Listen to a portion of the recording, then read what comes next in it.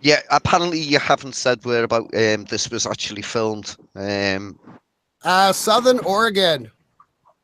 Yeah, but Southern Oregon is rather a large place. Could you not be a little bit more specific?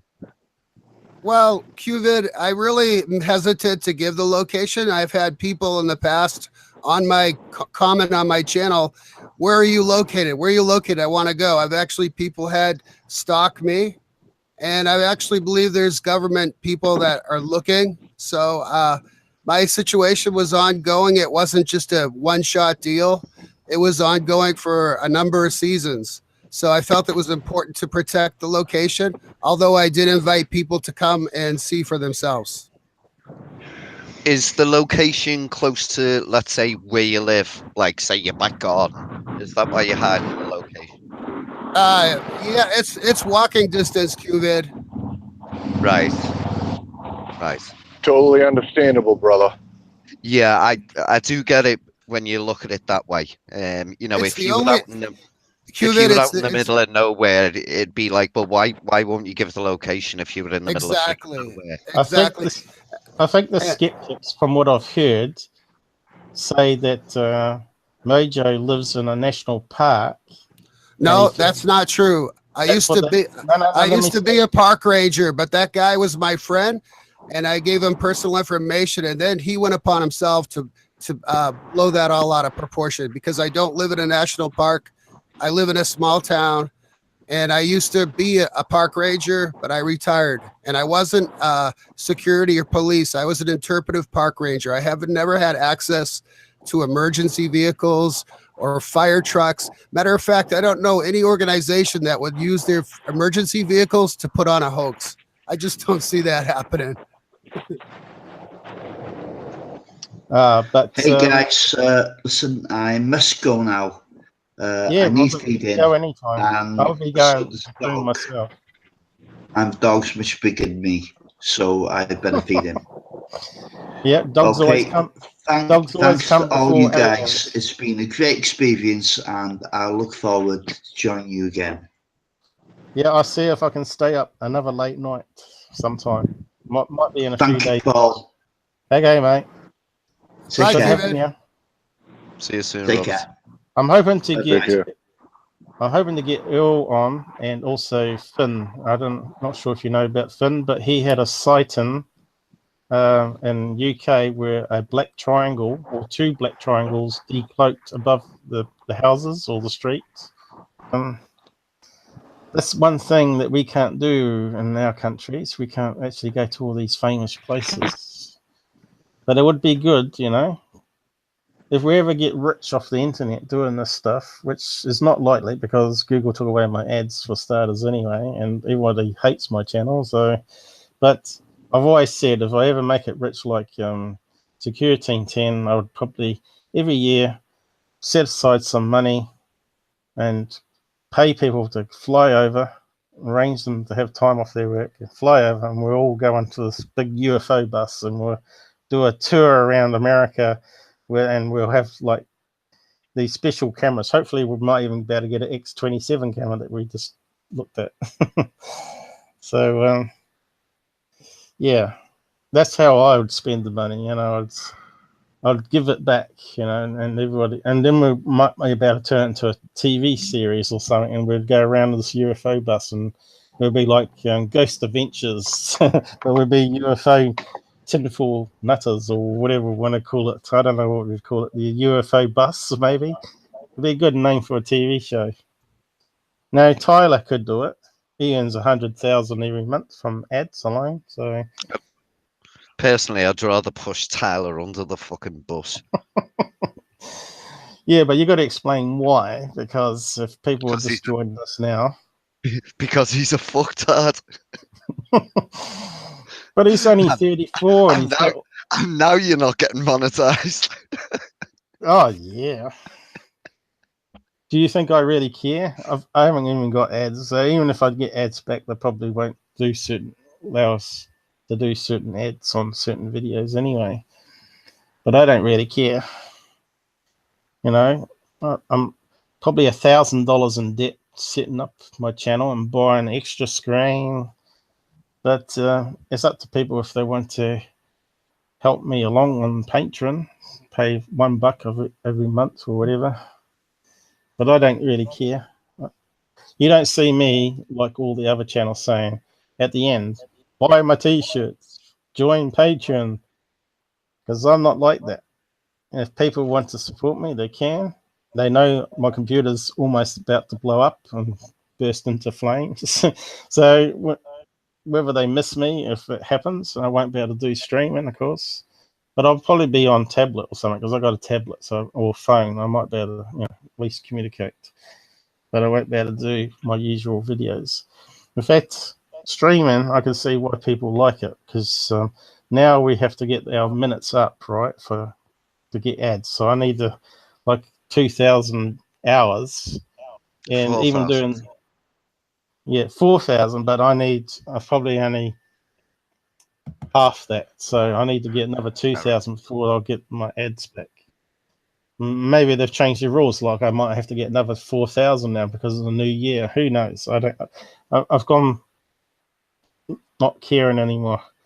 I will keep going and fund it out of my pocket as long as I can because I'm interested in the UFO topic and I'm not hoaxing stuff, and I'm exposing stuff.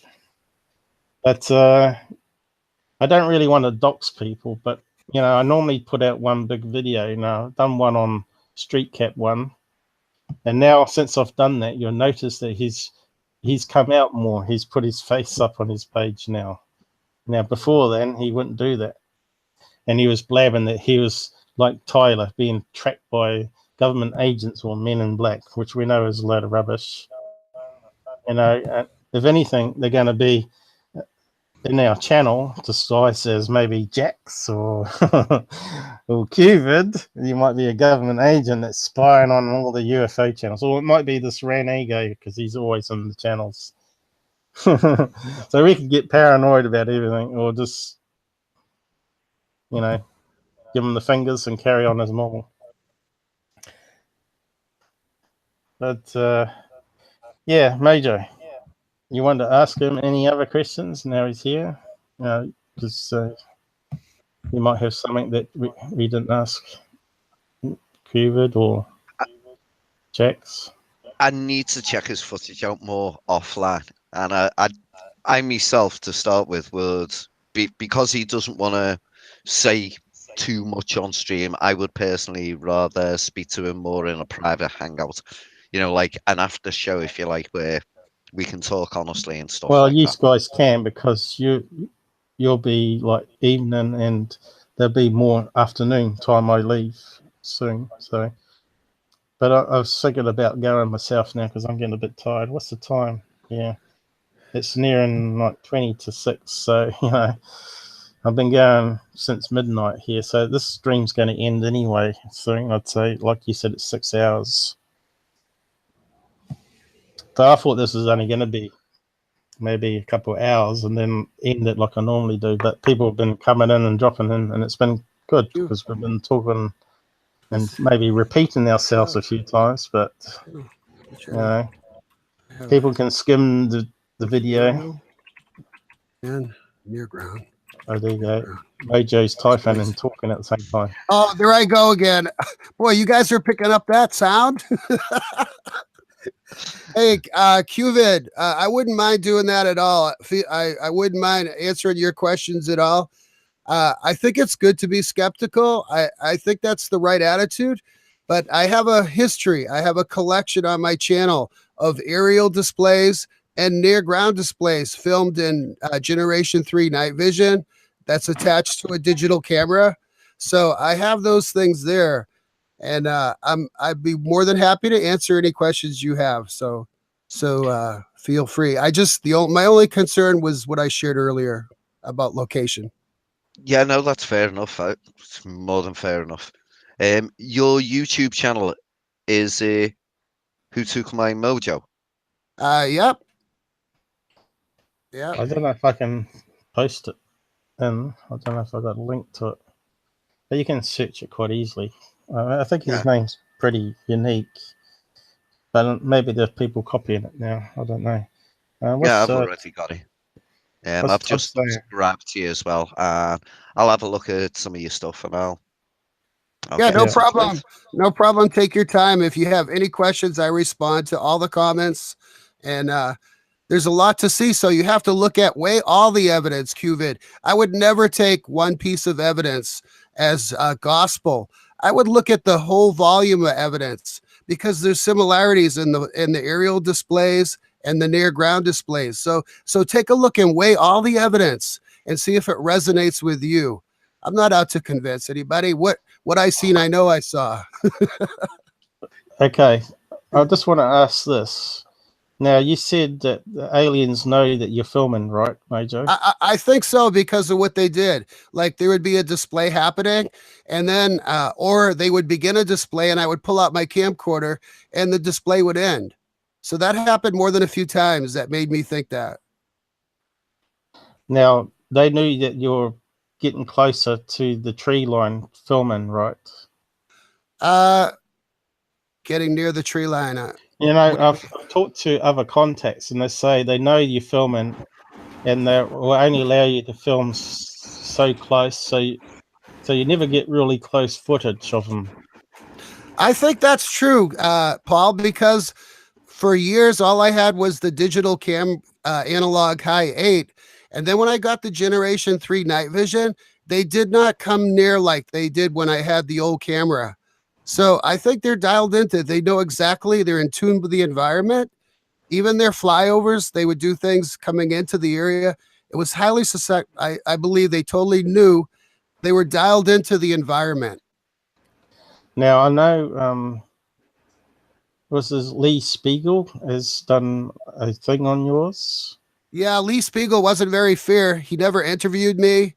He took the footage and sent it to Mark D'Antonio, who shut it down. But Lee Spiegel was never a good researcher. He never contacted me. He never asked me questions. He only looked at one piece of video. And so that was very unfair. But I looked at some of the footage that Mac did, and I must admit it's very hard to tell whether it wasn't like a plane rather than a triangle. Was it a triangle footage? I think it was.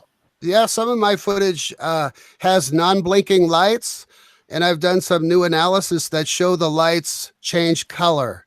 So the actual individual light changes from amber to orange to red. They change size. So those are unusual things that you won't see in FAA navigation lights. They usually have to strobe, or they usually have to have a red or green. Red on the starboard, I believe, or port, and green light on the starboard side. So answer me this. Why didn't you ever set up a tripod to film you filming? I did. I set up a tripod, but I have to hike over a creek with a backpack with 2 cameras and all my gear. So I took a tripod out, and I did film some with the tripod. But a lot of times it was just extra heavy and more work to carry stuff out there. But I've never seen any footage of you recording yourself filming the UFO. Oh, of myself? You mean me in the picture? No, I don't like to be. I don't want to be on the camera. Yeah, but if it's filming your back, it doesn't matter, does it? I never thought of that. I actually never thought about. I usually put perspective. I usually put like a tree or show perspective with a flashlight. I'll shine the light around where I'm located to show perspective. But you're right. I never actually sat in the camera. I never thought of that. And also, if you've watched my debunks, you've never ever used the smartphone apps to say, there you go, there's no plane. You know, you aim it at the light going across the sky, but you haven't shown on a plane finder app, or you haven't done it on a satellite app like Heavens Above. You need those 2 apps to prove that it's not man-made in the sky, or a reflection of Venus or whatever swamp gas. That's actually a good point. And but the object looks, it's displaying things that are so unusual, different than a conventional aircraft. And the ones that are kind of close to a conventional aircraft, like say it's just an individual light, because I have some spheres, I actually do go to the website and check to see what flies over. Like one of my orbs, I actually did that. If you go to my channel, there's a beautiful orb. It's at sunset. And I actually checked this. I actually checked that website you talked about to make sure there wasn't a satellite or airplane. Yeah, but it will be good in future if you do film. I'm not sure if you can keep your privacy with it though, but it's probably easier to film the smartphone with the object up in the sky and say, well, there you go. It hasn't come up as a plane, and it hasn't come up with an ID. But of course, Yeah, military. I should do that. That's a good point, Paul, and I think I'll do that. I think if it helps to support, and if it helps to support, I'll do it. I don't have any reservations. I'd rather show people. I'd rather show people that evidence. You can blur out the ID of the plane because it may give away your location, I guess, or you could show. I don't know how you do it to keep your privacy, but it depends, you know. If it's close to your house, I can understand why you want privacy. But if you've caught it further away from your house, Paul, there's no reason. Paul, I want to make another statement about my privacy. This year, I haven't seen anything, and I've gone out sky watching. So my privacy is less a concern. So hopefully, you know, in the future, when I know things are away from this area, I don't mind showing things like that because people can come here and the event's over.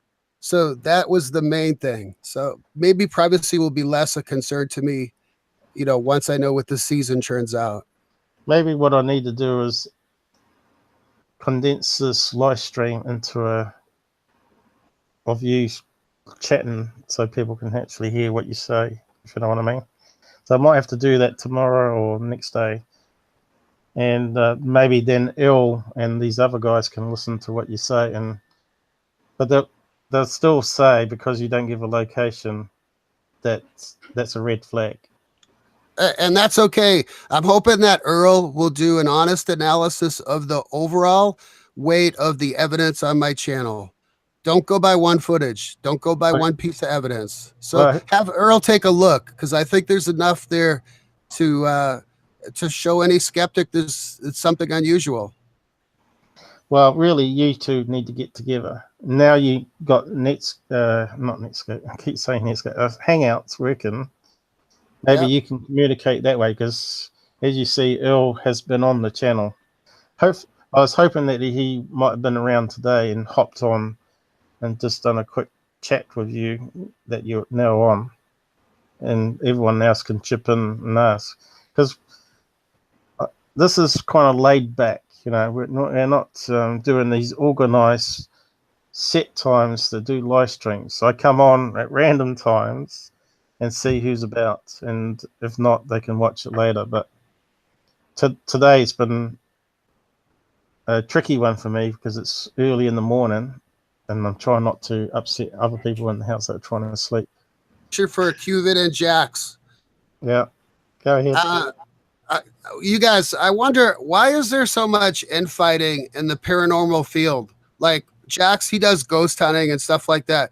But why is there so much infighting? Why is there so much division in this field of the paranormal? People, you know, I know people are hoaxing, so it's good to be a skeptic, but nobody wants to believe anybody. You know, there are UFOs, and we're always stuck on the same subject. Are there UFOs? Well, we should be getting way past that and asking why they're here. It's like we're in a feedback loop every time. Why are UFOs here? Why are people still there? Or why are there ghosts? Why do people, you know, it's like, why does the paranormal field have so much division and infighting and backstabbing, to be honest? I think part of the problem, and I've already spoke to Jax about this about a week ago.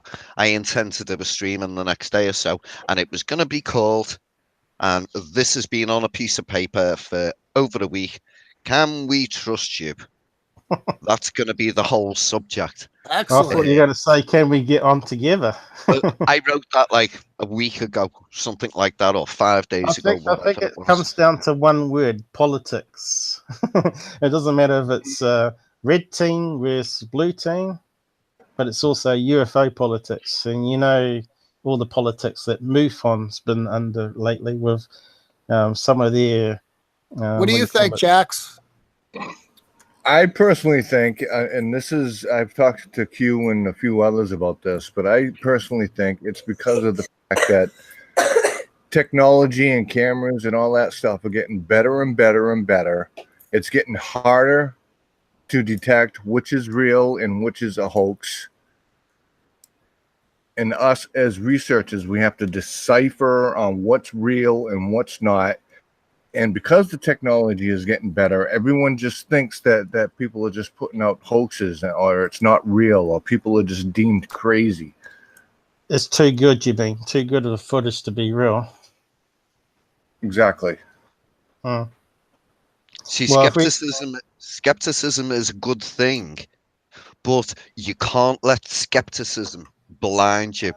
And this is why my biggest hate with the whole UFO, anything paranormal, is the bullshitters and the hoaxers. They are the people I want to get rid of. Everybody else who tells their story and maybe it's a misidentification, that's fair enough. That happens. Everyone makes mistakes. But the hoaxers and the people who put out the bullshit when they know it's bullshit, they are the ones I dislike. They are the ones that I will not put up with. That is why the whole flat Earth, if you believe Earth is flat, go fucking, oh, yeah. I agree with Creed on that, 100%. We got to get rid of the noise first before we can actually look at the real stuff. Exactly.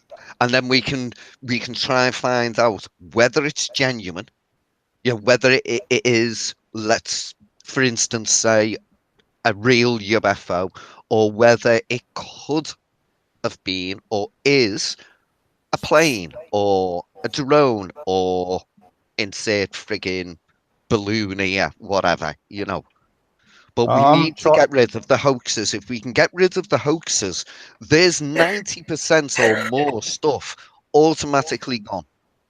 I'm And trying then 10%, we can go into that more deeply and we can see the misidentifications. And then the ones that are left, they're the interesting ones. You've got to remember, when it comes to the whole UFO thing, we only need one case. That's all we need. If we can prove that one case is legit, we've proved aliens exist. We only need one case. That's what I was hoping with Mojo's footage, but obviously it's not going to happen. No, it's not going to happen with my footage, but there is really good trace evidence. We could talk about Roger Lear's implant evidence. Definitely has carbon nanofibers. He's got excellent work he's done, and proved that they were emitting signals, deep radio waves. There's the Bob White's metal evidence, trace metal evidence. Bob White found a molten piece of UFO material. And so there's Bob White's trace metal evidence. So there's some really interesting. Go ahead, Cubid. Sorry. I shouldn't have interrupted you. Sorry, but I was just going to say, isn't it Lear that recently passed away? Yes. Yes, Dr. Lear passed away a couple of seasons back. Yep. It's too bad. I've actually been looking into the implants thing, and Jerry Cobol that's done patient 17, and I've looked at some skeptic sites which I've posted on my fan page. If you've not had a look, go and have a look. On Twitter as well, I've posted it, and also Google Plus, I've posted the links. But I've posted various links on Jeremy being interviewed about his patient 70 and what he had problems with believing, whether they did a proper investigation that couldn't have been somehow skewed the results. But I've had a look at another skeptic page, and he said that there are reasons why material can emit frequency, radiation decay. But there's also a way where light can enter a material and produce a signal back It's called Phosphorus or something like that. Phosphorescence or something like that. Yeah, you have to, Paul. You have to look at one of Lear's recent videos before he passed on. There was I'm talking about. That's what I'm talking about. It was the case of Colorado. I just want to make sure QVid hears this.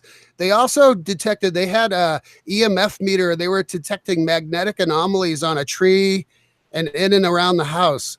And then they actually did a UV. They had a shortwave UV light, and they actually found 3 unusual fingerprints on the wall where the guy was getting abducted.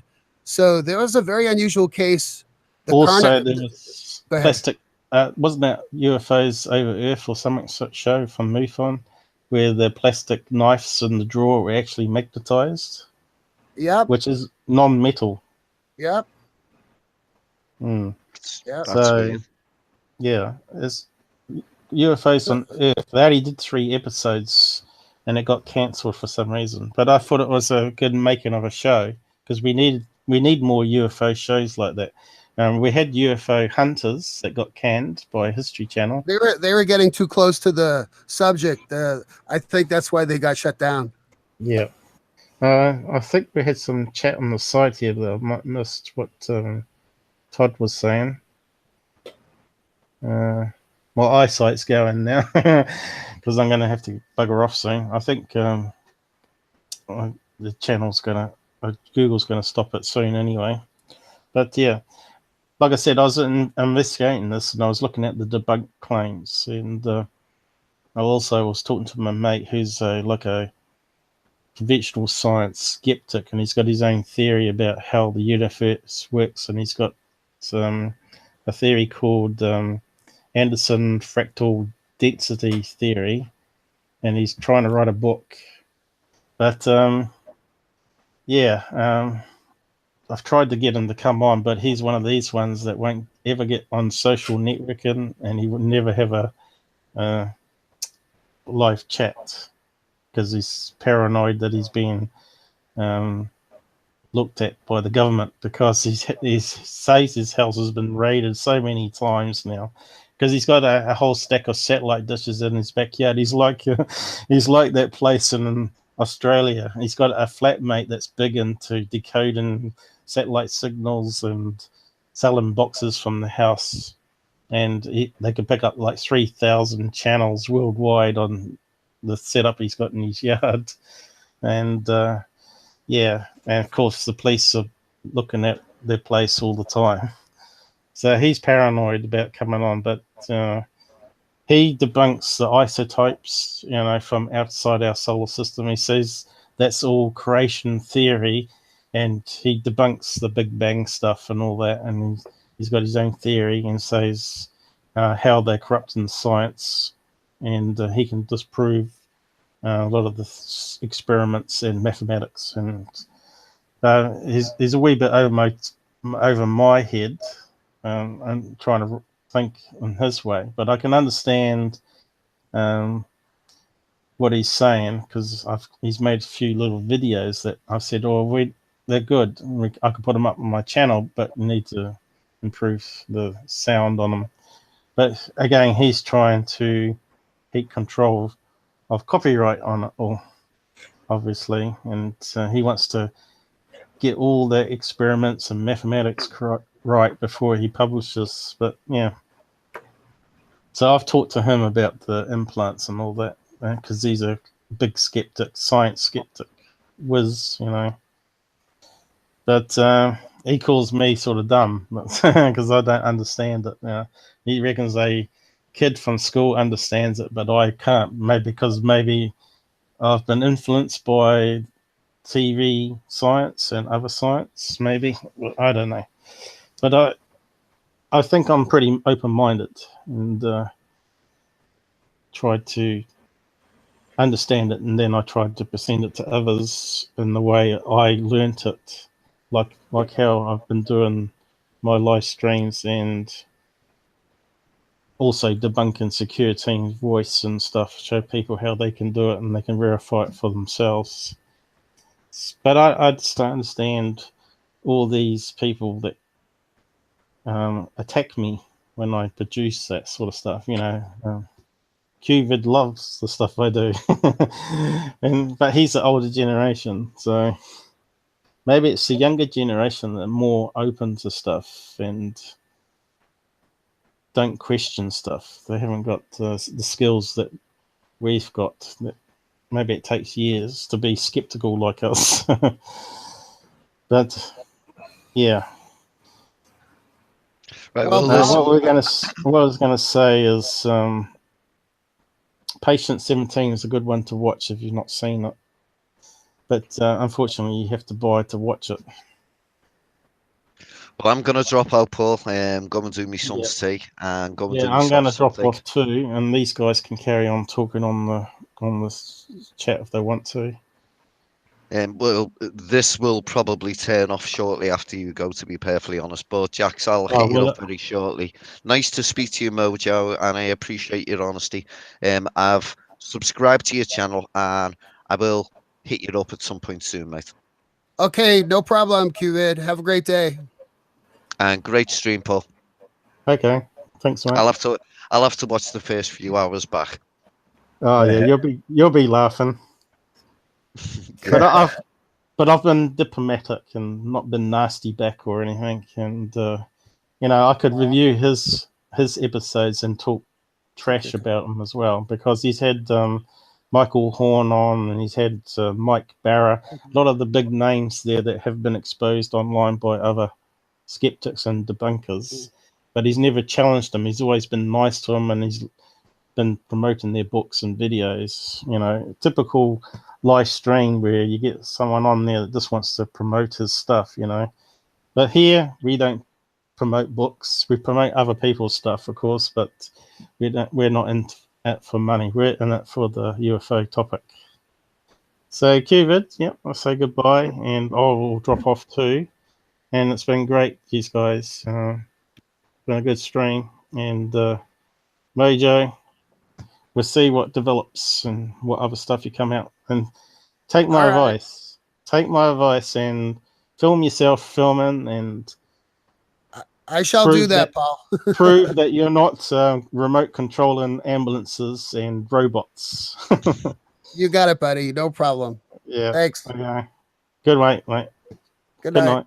I'll see you later, guys. I'm just going to end now, so I'm going to head off before the sun comes up. Smell you later, guys. Take care. Good morning. So I just happened to get up. And you were on. I thought you were saying 7 o'clock, but I wasn't sure. So I woke up and you were on. Well, it's 2 a.m. Sunday in New Zealand here. Oh, wow. So what time? It's 7 o'clock there, is it? So that's 19 hours. I told you it was 19 hours. Yeah, but 7 a.m. You didn't say that. Oh, right. They normally get up at 7 a.m. Yeah. I said it would be early morning for USA, and it would be afternoon for UK. Okay, well, it's great to be here. This is the unsocial hour for probably me and you, but it's good for everybody else. Yeah, I'm still half asleep, but I'll do my best. So we'll just we started watching what they were saying about us on this video. I'll just play it now so you can nice for me. recap 3 p.m. Robert's pretty new to the chat too, so hi Robert. He's not Hi, pal. He's just learning the ropes. The more we do this in future live streams, more we can talk about UFOs and stuff and hoaxes and whatnot. Hopefully we'll get some more real UFO footage. Anyway, this is just tell me if you can hear this okay.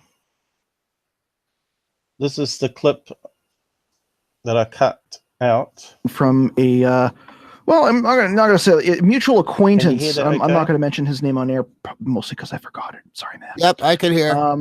Unfortunately, he's not on my friends list anymore, just because I was getting bombarded with just all kinds of just insanity at that point. And I think there was well, there was an incident on my Facebook page that I just didn't like and couldn't stand for. I'm like, no, you're gone.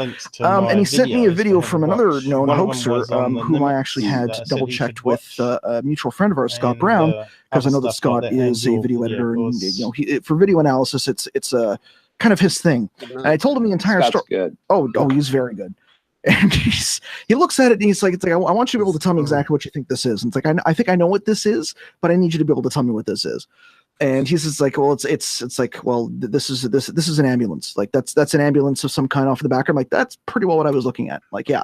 And I went and found the, several different ambulance, videos for people to see is the light structure and pattern possible on this type of vehicle.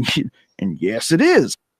Now, he sounds like they're all experts, doesn't he? And he's saying he's got 20 years video editing, whatever that means. Anyone can video edit it, right? If you've got a PC.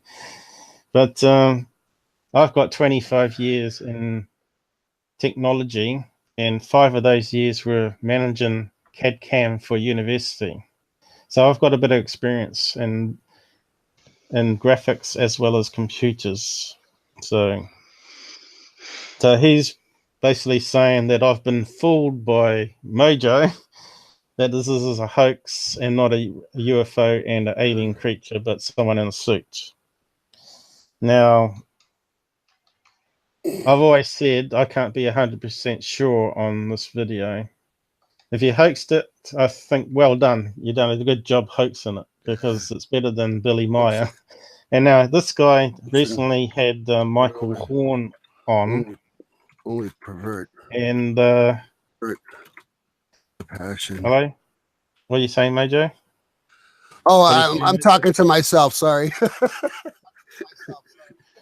Well, every time you talk, it changes to you. Just remember that it always chooses the loudest. It chooses the loudest speaker.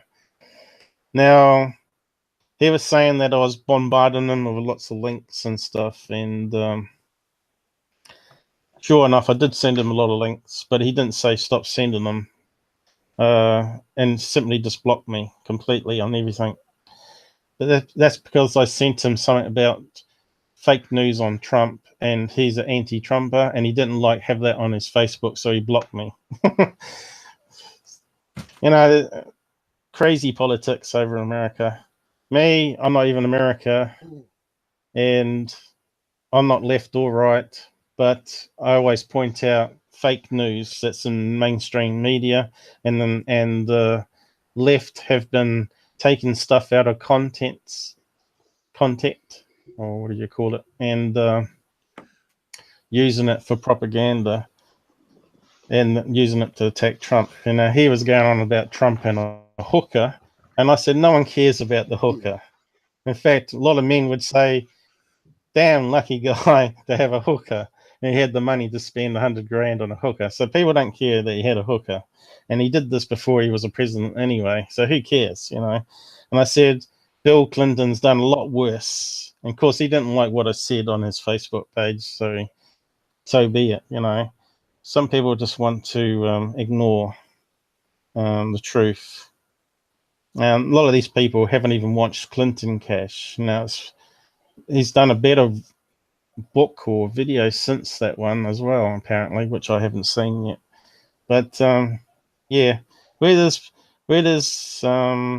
big money, there's big corruption, especially in government and corporations. I don't care what anyone says. Trump would be any party, wouldn't he? He's more of a Democrat, but he couldn't be Democrat. He had to go with Republic to have a chance of being a president. So all this left-right, blue team, red team mentality in America is driving me crazy, because all we hear is on our news and TV here, and also on our socials. And when I see kids in cages, which turns out to be fabricated from a protest, and the other one was from a mother that took the kid from their father and fled the country to America with a drug smuggler. We don't hear that side of the story. All we see is a crying kid that he wants his mother, which he was with his mother when that photo was taken. It's all nonsense, as far as I can tell. So it doesn't matter if there's fake news in the web on politics, but there's also, as we know, a lot of fake stuff in UFO field. And I just like to point out stuff and tell people to have a watch of this because it'll give you a different perspective. I don't think I would ban anyone that posted anything that I didn't like on my Facebook. I'd simply delete it and ask them not to do that again. And or I would reply to it and debate the video footage in question. So comes down to maturity, I think, and whatnot. But so here he's saying that it's an ambulance, and we looked at that in the editor here and tried to line the lights up as best we could to match up with the ambulance. Although it sort of fits, it's not a perfect match, and obviously it's going to be more than one ambulance with lights missing, which adds up to a crazy hoax. So carry on listening to what he says. And it was one of those like, oh, okay, well, there's an alien there, and there's an alien, like the alien's in the background, and like, oh, like, man, but what about the EBE that's out? I'm like, a guy in a mask. Lord. Like, you gotta know, like, it's somebody got their friend to park an ambulance at the other side of like a creek or like a small lake or something like that, turn the lights on and go woo, and then put like an alien mask in the front of it. And obviously, if you've ever seen the inside of an ambulance, there's a lot of lights on the dashboard, and it's like, oh, well, there's glass there. I'm like, yeah, because that's called a windshield. Like, and so I take that he's sort of making fun of what I said. I don't know how you take that, but I was quite insulted by what he was saying there. And Todd, it's good to see you here, mate. Todd is also a regular viewer of the channel. He's on the side chat. Do you want to join us, Todd? Have you got Hangouts at all and a microphone? Just answer on the side chat if you want.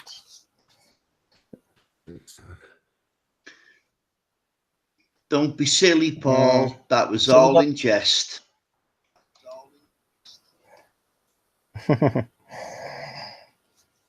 So what's Todd saying here? Anyway, I'll just scroll up on the chat. See what his opinion of the video is. I do not think that the video was hoax. More detail and clarity would have been nice, but think that Paul did a nice job with what was available.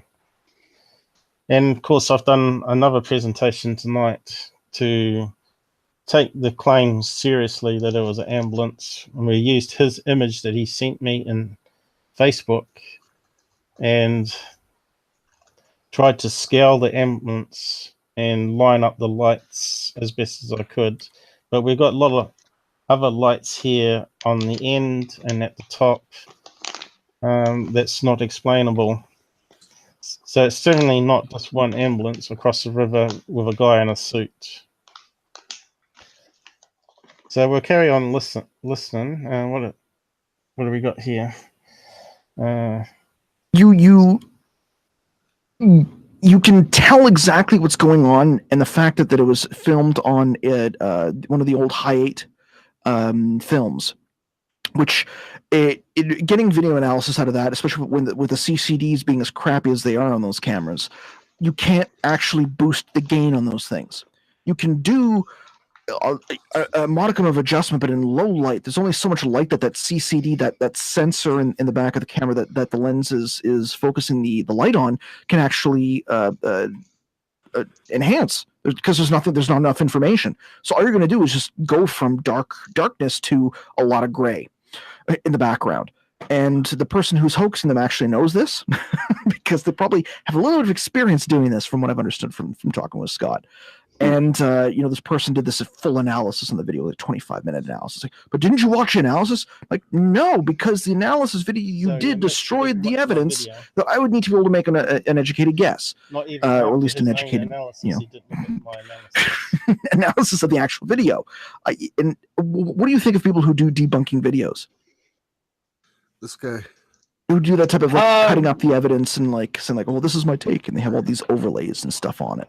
See, I think that it serves a purpose to do debunking videos. He's talking about me, and Il's quite. He talks to me on a daily basis. As you know, we do streams together as well, and you can see Il is trying to avoid him attacking me, but he admits that he's a bit skeptical of the video, that it could be a hoax, because. Mainly because Mojo hasn't provided a location so he can do a reference point on Google. So again, it's up to Mojo if he wants to get in touch with Il and give all the details he can so he can verify even more would be great. And then we can put this UFO case to bed. But as I've said many times, if we dismiss every video as a hoax, that means we have no real UFOs, no real aliens in the world, and all those people are seeing imaginary things.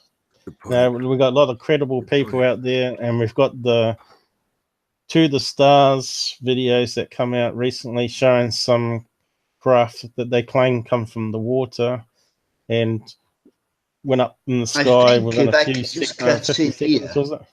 There's a big difference between a skeptic and a debunker. You can persuade a skeptic, thank you, but a debunker will be like that for life. There's no changing him. Thank you. Philip Glass was a debunker. Well, he called me probably a paid one. He called me he called me a debunker, but that's not true. I'm a truther.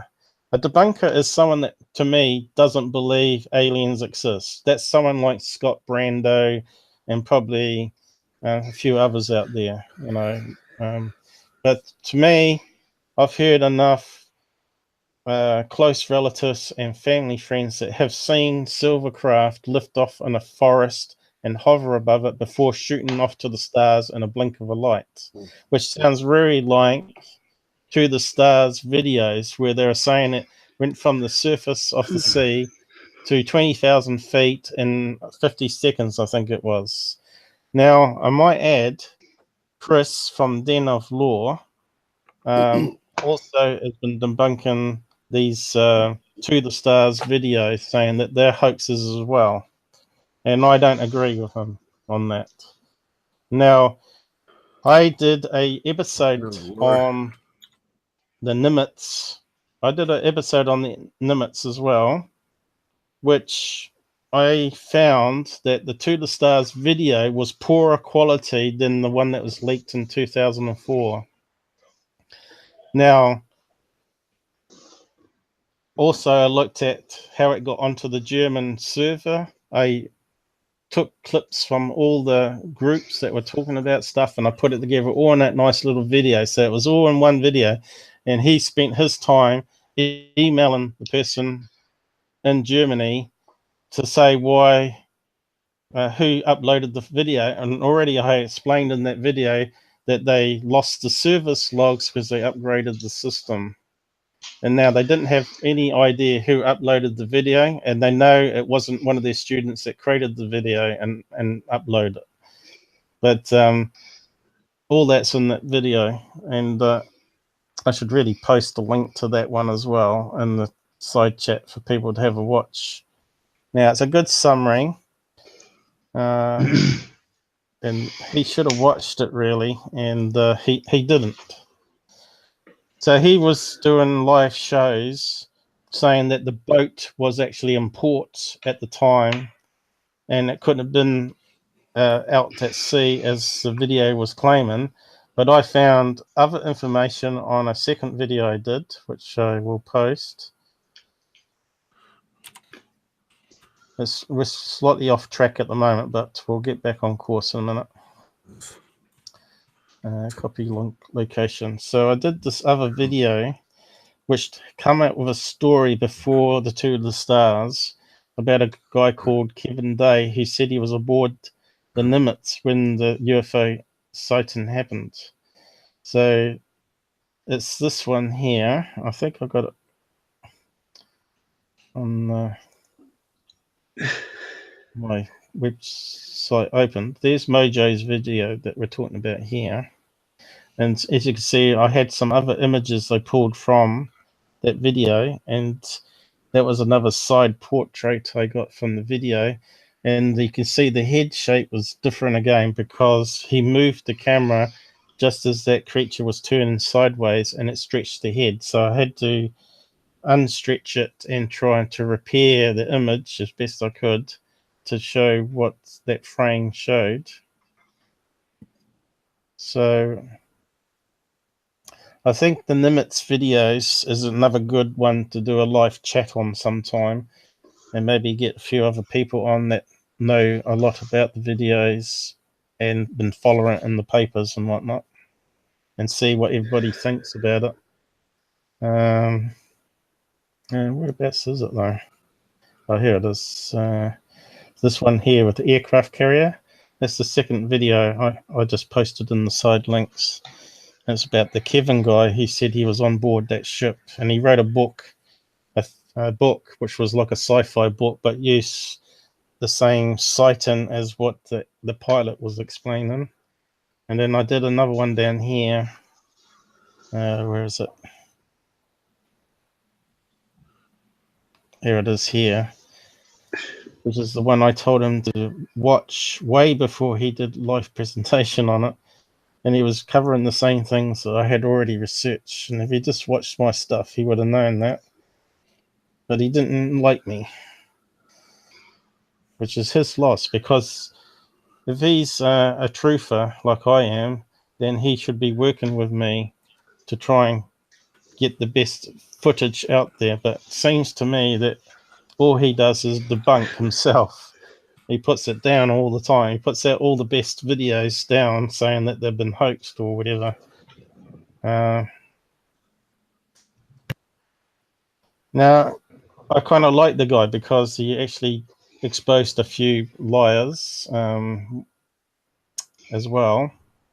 But he's also had guests on where he's sort of sucked up to him. He's had Michael Horn on, and it was just so terrible to watch the interview because he didn't challenge anything he was saying and putting up, like I do here on the screen, videos showing how it was done to the guy, which I thought was terribly done when he had the chance.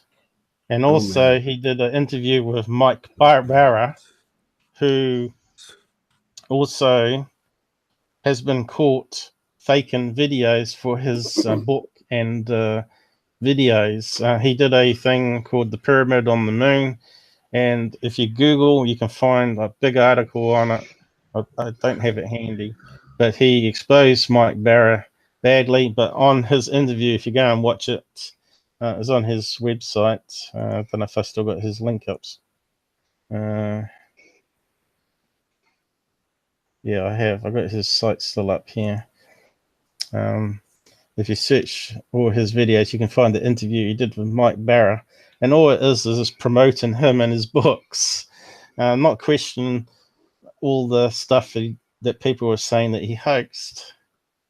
So, yeah, he's got a cheek to criticize me, and I'm quite annoyed about it. But,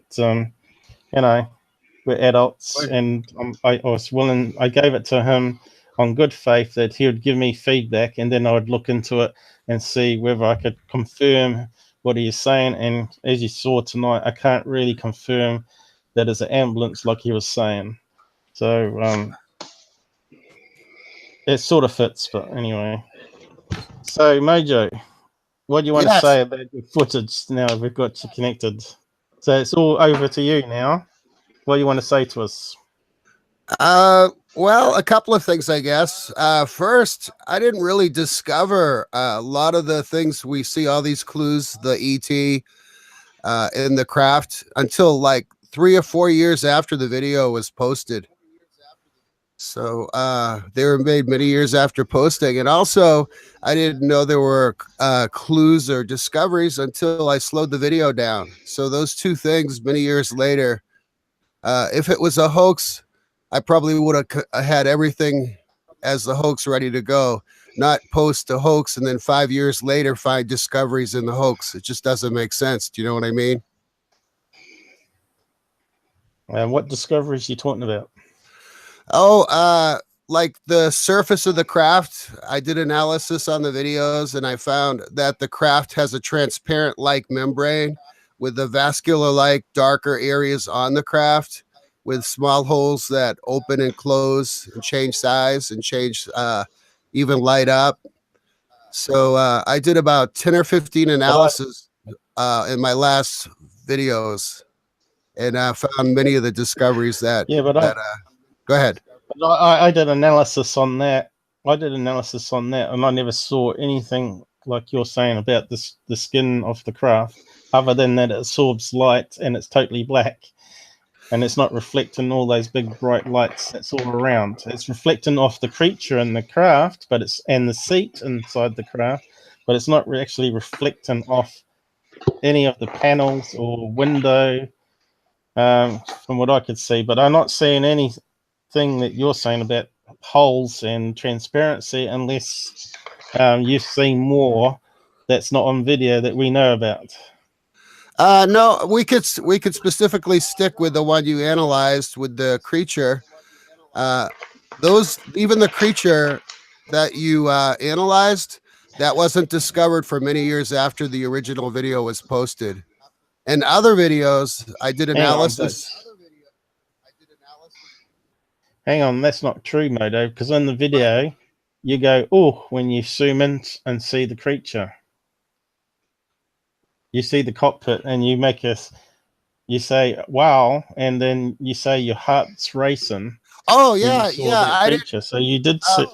No, not in the original filming. I didn't see it. It was just the surprise of seeing something light up. You must have done, though. Let's play the original footage again. Sure, go ahead. I'll see if I can get the sound, because that's not lining up with what you're saying. I know it's been like 6 years, 7 years, so details in the head can go wrong. But the question everyone's asking is, why won't you give a location, so even if it's private to me or so we can verify the size and distance away and see wherever that was over water like you were claiming? So why can't you give us a location?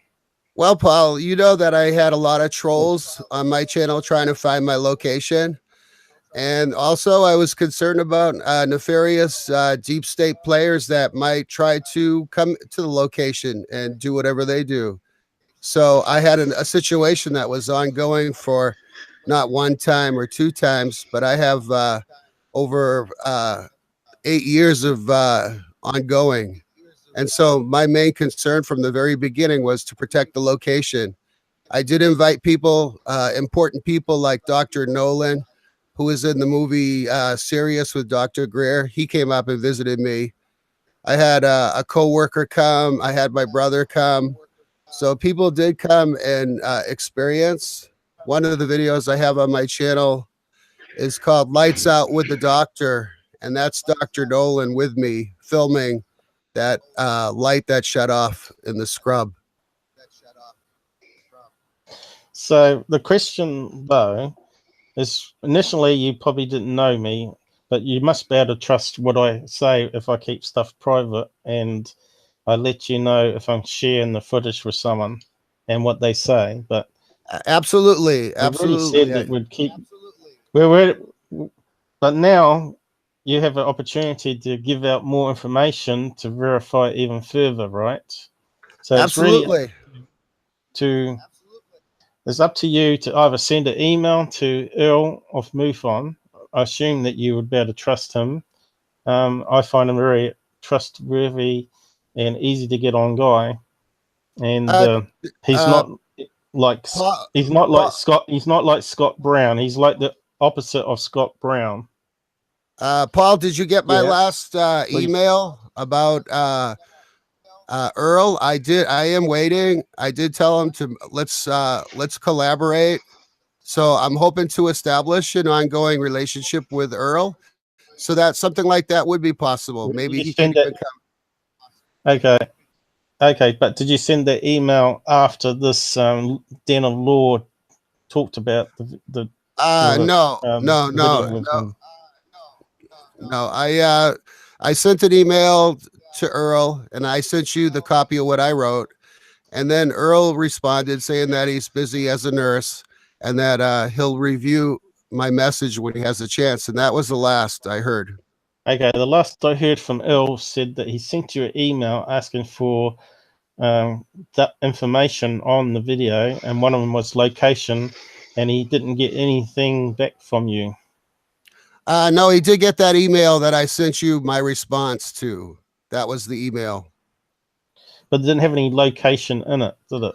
No, but it had my explanation why I wouldn't produce the location, but that I wanted to continue on and collaborate.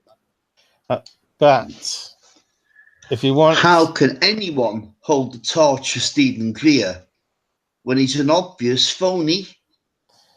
Yeah, this is the other thing I've told... This is what I've told Mojo. You know, he's got Nolan, which is associate of Dr. Greer, to come out to investigate the case, which was the wrong thing to do. He should have just reported it to MUFON, where they would have sent out investigations to do radiation tests and take photographs in daytime and see if there's any physical evidence left behind, because that's what we're after as UFO people, is physical evidence to back up a video claim. But now it's 7 years old, we're not going to get the information, but we can at least get a location and overlay it on Google Maps without giving away his actual location or his hotspot where he goes UFO hunting, to say, well, this proves the location. I'm actually, Paul, wondering why location is so important, because what I have is a history of continuity in my video archive. And I'm hoping that people can look at the video, analyze it, and not need a location, since that was one of my main concerns from the very beginning. So I do wonder why location is so important. The famous Canadian Guardian footage, it's called, it does not have a location. And it's a very famous piece of footage. I'm pretty sure everybody in chat here will tell you why location is important. Now, they've been watching my live streams and my other MUFON cases that I've pulled down randomly and investigated live. And of course, I can make blunders while I'm doing it live, of course, but I've done pretty well, I think, and determined most of them as hoaxes, lens flare, or balloons so far. Anyway, but the reason you need a location, Robert, why does he need to give a location? Why shouldn't he give a location? That's my question. Well, I just explained it about trolls and about nefarious players that are in deep state that do go to these locations. I was concerned about people showing up on an event that was ongoing for not just once or twice, but over years. So that to me was very special. Yeah, you're actually sounding like Stephen Greer. Yeah, well, I'm sorry, I'm not Stephen Greer. But you mentioned them. I only did. I only mentioned Greer because before Dr. Nolan knew Dr. Greer, he knew me. Dr. Greer, really? He did not know Dr. Greer, and I'm not supporting Dr. Greer. He charges $1,000 for people going out with him. So there's a lot of things I don't like about Dr. Greer, but I do like Dr. Nolan. I met him personally. He's come here a few times. He seems like a really decent guy. He believed in me Nolan, enough. You mean Richard Nolan? No, I mean Gary Nolan, the geneticist that did the research in Dr. Greer's Atacama humanoid. Oh, come on, not on a Roswell slide. No, Dr. Nolan is a geneticist for Stanford University. And he asked me, he says, is there anybody that has any trace evidence? And I told him that Dr. Greer recently found a humanoid. So Dr. Nolan contacted Dr. Greer, and that's how he got in the movie. Well, that needs to be proved beyond all doubt. All these things have failed in the past. Alien autopsy. Oh, I agree. I don't think that Dr. Nolan doesn't think that it's an alien. He thinks it's a human that had genetic problems. So he didn't support Dr. Greer's hypothesis. Well, I certainly hope not. But it's almost like alien autopsy all over again. These kind of things leave ufology with a big black eye. Yes. I agree. And all the infighting and the jealousy, it doesn't make things any better either. No, it certainly doesn't. I've just been reading. But that's why, QVid, that's why I haven't really done monetizing my channel. I haven't put AdSense on there. I haven't reached out to big channels like Third Phase or Secure Team. I've pretty much been on my own, and I let people determine if they want to follow along or not. I don't try to prove it to anybody. Okay. Yes, but as a investigator, a real investigator like MUFON, they need a location. Else that's one of their primary things. If they don't get a location where the sighting happened, there's no way they can investigate it because they can't go out there and take photographs and get samples. Do you hear what we're saying? Absolutely. Dead flag, no location, dead flag, straight off. Now, that's right. No location, red flag, and this is why everyone's saying. Guys, hold on a second. I'm hoping what I do, like this year, I haven't really seen any UFOs. So I'm really hoping that the event ended so that I could express the location. My only desire is to protect something that was ongoing. So if things are pretty much dead, I don't mind giving up things like location if everything's ended. Does that make sense? Yeah, but we've promised to keep your location private, and me and Earl together will validate your video even further by using Google Earth and distances and all that. And then when we have skeptics coming on and say it's a guy in a suit, we can say, no, his story and distances, it can't be a car because it's too deep. It's like 5 meters deep water there. It would be up past the lights on the top of the flashing ambulance. You know, we could say this sort of thing to these people, but we don't have to give away your private details of where you live or where this UFO hotspot is. Do you not understand that? I think that's reasonable, Paul. And I'm hoping, like I said, to develop a relationship with Earl. He seems like a really nice guy. I watched him on a few of your videos, and so it's not done yet. So let's just see how it progresses. Like I said, I gave you my concerns, and I do certainly trust you. And my only concern was to protect something that was or might still be ongoing. That's it, basically. So if you get a sighting now, would you send it to MUFON to be investigated? No, I don't think I would, because what MUFON does is they take the copyright to the videos. And I didn't want them to do that. I wanted to have an archive on YouTube of my videos and have control of copyrights. So once you submit a case or video to MUFON, they take the copyrights. And I wasn't down on that. And unfortunately, Earl's not on, so we could ask him about that. But I think you can actually submit it as an anonymous case. And if you can do that, that would be great.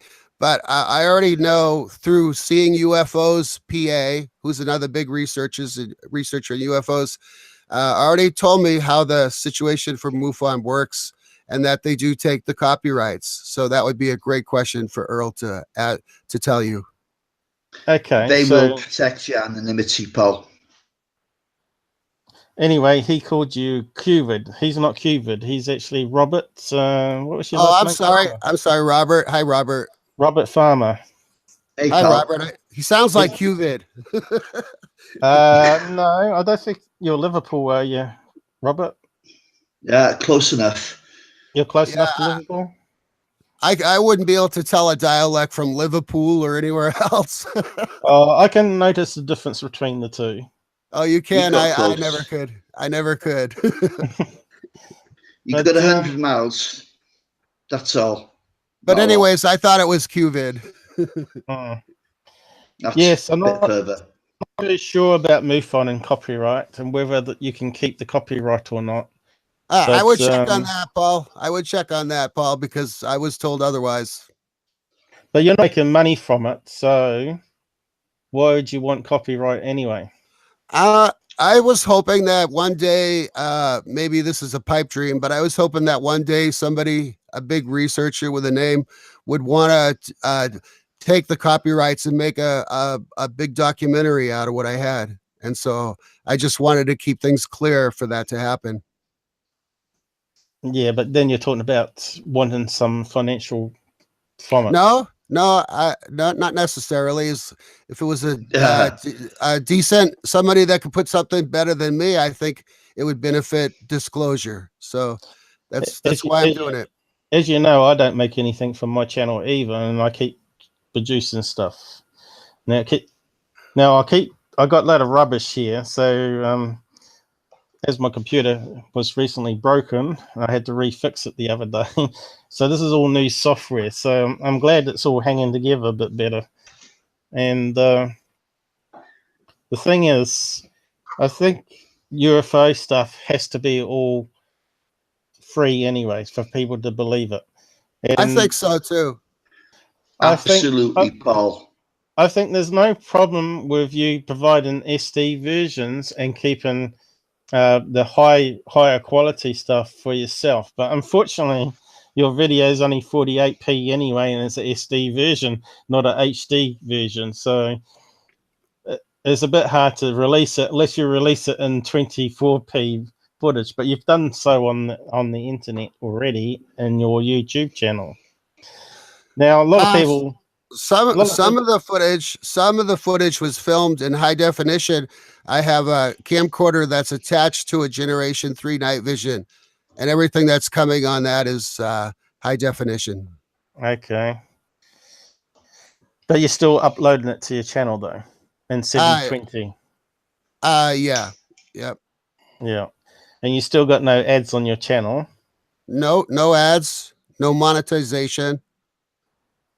But aren't you really, is YouTube really copyright though? You know, people can still copy it and share it amongst themselves, right? So yeah, they do. People do. It's only like a, I don't know, a word that you can get a video taken down if someone puts it up on YouTube to try and make money from. Like say Security 10 pinched a video and put it up on the channel. Now I asked you for the original source and to do my analysis on.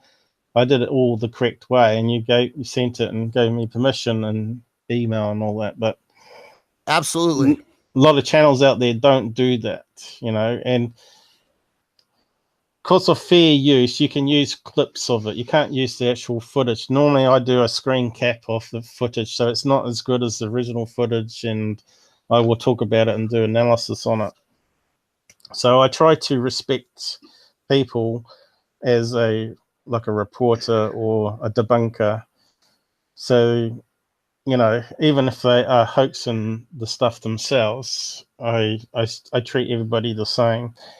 And I'm in the UFO field because I'm interested, because of family and friends have seen amazing stuff, and I believe them. And we see all the stuff on YouTube for years. You know, we all followed probably Security Team 10 at once because we thought he was receiving videos from people and putting them up.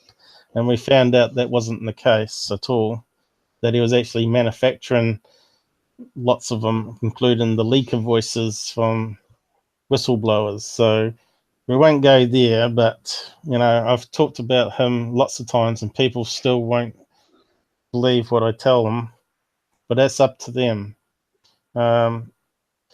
Third Face, I find them entertaining, and I can't stop laughing when I watch them. But they're not the same league as Security Team 10 because people watch Security Team 10 actually believe what he puts up is true. But Third Face, people go and watch, and they just go there for entertainment, and they know what they put up is going to be either hoaxes or CGI because that's what people have grown up with their channel because they were like the first UFO channel. Of course, now they're trying to say they're cleaning up their act and trying to get rid of the CGI, and yet was it only last week I debunked some more of their footage that they were putting up, you know, and they were saying that they were emotions. Hey? Oh, I'm sorry. I'm talking to myself again. You're not meant to talk while you type. I know Todd is down the side. What's Todd saying here? We're not. Yeah, I just caught Todd's messages, and yeah, Todd, it was very emotional, almost a spiritual thing happening. Imagine fear, imagine other things going on in your head, not knowing what's about to happen, and then boom. So, Mojo, what got you into sky watching in the first place? That sighting back in 1973, that was amazing. Hundreds of people in Salem got to view it. The police chased it from the other side of town. It was pretty amazing. There was a write-up about it. I have the article still today. Uh-huh. I know that case. Yeah, that was an amazing sighting. It's quite a convincing case. Yeah. So that kind of provoked me to start looking in the sky, and I had been doing that ever since. And then in 2009, I was laying on the back of my pickup truck, and all of a sudden, like two objects that weren't too high up, they flashed really brilliant, like a flash of a light bulb going off, and one after the other. And I was like, that is no satellite. And then every night I was going out there, and it just started progressing from seeing orbs a little distant away to eventually seeing orbs together. And it just went on from there, progressed. So when did you start filming? I borrowed a neighbor's camera in 2010. So I first started seeing in the fall of 2009. And then I borrowed a neighbor's camcorder. It was a Canon. It didn't really have night shot, or at least it didn't work too well. Yeah. But I was able to film a couple of orbs. Not very exciting to see because it was just like a light, moving around. So you're saying, go ahead. You're saying from when you first saw a UFO, a real one with your eyes, was a 30-year gap to filming. Is that what you're saying? Yep, it was a long gap, but I had watched the sky. I lived in Alaska for 20 years, and I was always sky watching. But it wasn't until 2009, that fall of 2009. Is there any other experiences that you've had? Now, you told me a story that you were crossing a stream or something, and a smaller UFO approached you. Have you told that story? I haven't really. I don't think I did. Maybe to some friends, but I did see things, Paul, that were way beyond what I filmed. It was almost like the ETs chose what I was able to film because they knew exactly what I was doing. But anyways, I had crossed the creek, and before I had crossed, I had my backpack on, and I noticed these lights probably about 100 yards away from me, and they seemed to be moving. So it got my attention, but I didn't think too much. And I was on my way home, so I crossed the creek, And I looked back, and I don't know what provoked me, but I turned my flashlight back and just turned it on real quick. And when I did that, the lights on the craft came up, and there was an insectoid, a tall 6 or 7 foot tall triangle head, round eyes. It looked exactly like a praying mantis. It had no emotion on its face. The control panel that he was behind, it lit up so I could see the light reflecting on the, I'll call him a mantis for whatever. And so I was pulling out my camcorder real quick. I wanted to film this. This was amazing. And just as I was doing that, the lights went out. That happened a couple of times. That happened more than a handful. Lights went out on the craft or on the camera? Lights went out on the craft. So as I was digging my camcorder out to film this, the lights went out. So now, just to make this clear, you've seen this mantis creature with a craft nearby? No, he was in the craft. He was actually in the craft. Ah, okay. And the other thing I noticed about that, because I stopped and looked really intently, it was probably by 50 to 75 feet on the other side of the bank. So, and that's where I filmed other unusual plasma lights that are on my channel. Those plasma lights are right on the other side of the bank as well. But anyway, what I recall and what sticks in my mind the most is the emotion on that mantis. There was none, zero. I mean, he just had a deadpan stare back at me. And so I thought that was interesting, that he didn't wave, had no emotion. Just the lights came up inside the craft enough to illuminate him standing behind this, must have been a panel at waist high with reflecting light on him.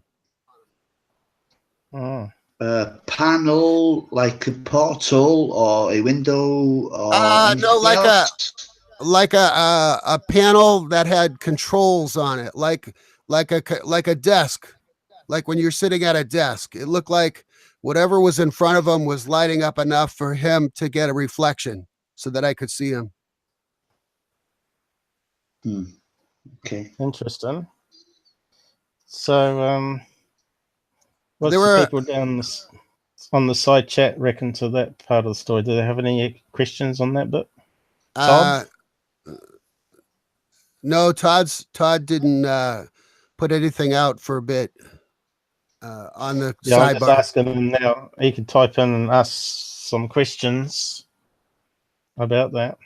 I'll tell you about another time. So hang on. So okay. Before we move on from this mantis one, now, did they communicate with you anyway, like through telepathic or what people claim to be? You know, I can make an inference about that, Paul, but I certainly don't have a radar on my end to know. But I will say this: it seemed like I would make a request verbally, and they would do it. Okay, on not all the time, but there were times enough in my mind that made me think, you know, they were taking action upon my request. So that happened more than a few times. It made me think that. And what do you mean by that? That you'd be out filming the sky and then you'd say, are you out there? Is that what you're saying? Sort of. I'd be like, can you share more? Can you do more? Can you come closer? Or, you know, just like things that in my head that I thought, you know, maybe they know what I'm saying. Maybe they can hear me. That sounds very much like Dr. Greer. And we know that a lot of his videos were military exercise happening that he was claiming that they're responding to him. So he's been debunked a few times on that. And of course, we get these balloon summoners that have been releasing balloons. And then you got Contact in the Desert, where Earl from MUFON said that he had debunked them for using a drone with heating lights on them so that IR would detect them. So Earl's now blacklisted from Contact in the Desert by the sounds of it. Now maybe he'll come on and talk about what he's found out and why he's blacklisted sometime, but he has talked about it on Open Minds Radio, I believe, and privately in chat and stuff. But it's a shame that people are into making money on UFOs and would stoop so low to fake stuff like that, because it doesn't help get to the bottom of the facts. Now, are those people also working for the government to create disinformation, so people just call everybody tinfoil hats and ignore a real sighting when it happens? Now, the one I particularly like is the Phoenix Lights. I like that case. We know they dropped flares, and to me that was suspicious. It's like a cover-up. We drop some flares and we use it as a cover story. That's how I perceive. Paul, it was actually an afterthought, because the sightings began around 8 p.m. The flares weren't dropped until 10 p.m. It's like, how the hell are we going to cover this one up? Yeah, there's a big gap, but it still was like a cover-up, and they'll probably say, well, we dropped flares at 10 o'clock, but I'm not sure if they said they dropped flares earlier or not. I'm not too sure on the details, but everyone was convinced that they had radar track, I think it was, and sightings from the coast all the way to where Phoenix is. It wasn't just over the one state. No, it was over Oregon, wasn't it? As well. Originally Oregon, I believe. Yeah, so, even if you have a look at my Art Bell one, let's see, what's it on the screen here? I did a Rest in Peace episode, and I used Earl from MUFON's music for the back end of it. But I also, 5 minutes in, I put Art Bell's story on his UFO encounter, and he talks about a triangle craft that flew over the highway, and he said it was like a big, balloon, triangle balloon, that seemed to effortlessly glide over him, and it was as big as no sound. No sound? No sound. Oh no, it gave no sound. Yeah, if you have a watch of the episode, he talks about all that. I'm very familiar with the case, but anything that was going that slow, it would have had to have stalled. If it was using normal propulsion, anyway. Yeah. Here it is. Here, rest in peace, Art Bell. He was the guy I found easy to listen to. His voice always seemed to be ideal for me to listen to for American voice, because you find some American voices a bit harder to listen to because they're more high pitched. But I think over the years, because of American on TV, that we've sort of adapted, our ears have adapted to it, and we've become more multicultural because of the internet and because of live streaming and everything.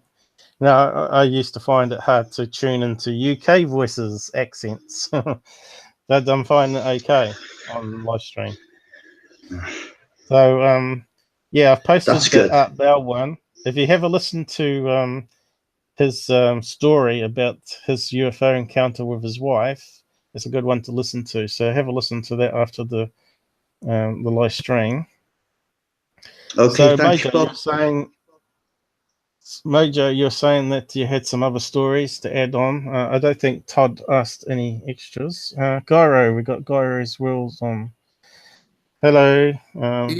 Would you like to hear that, Paul? And more?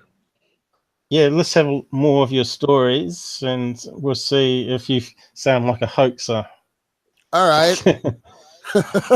I'm a little worried now, Paul.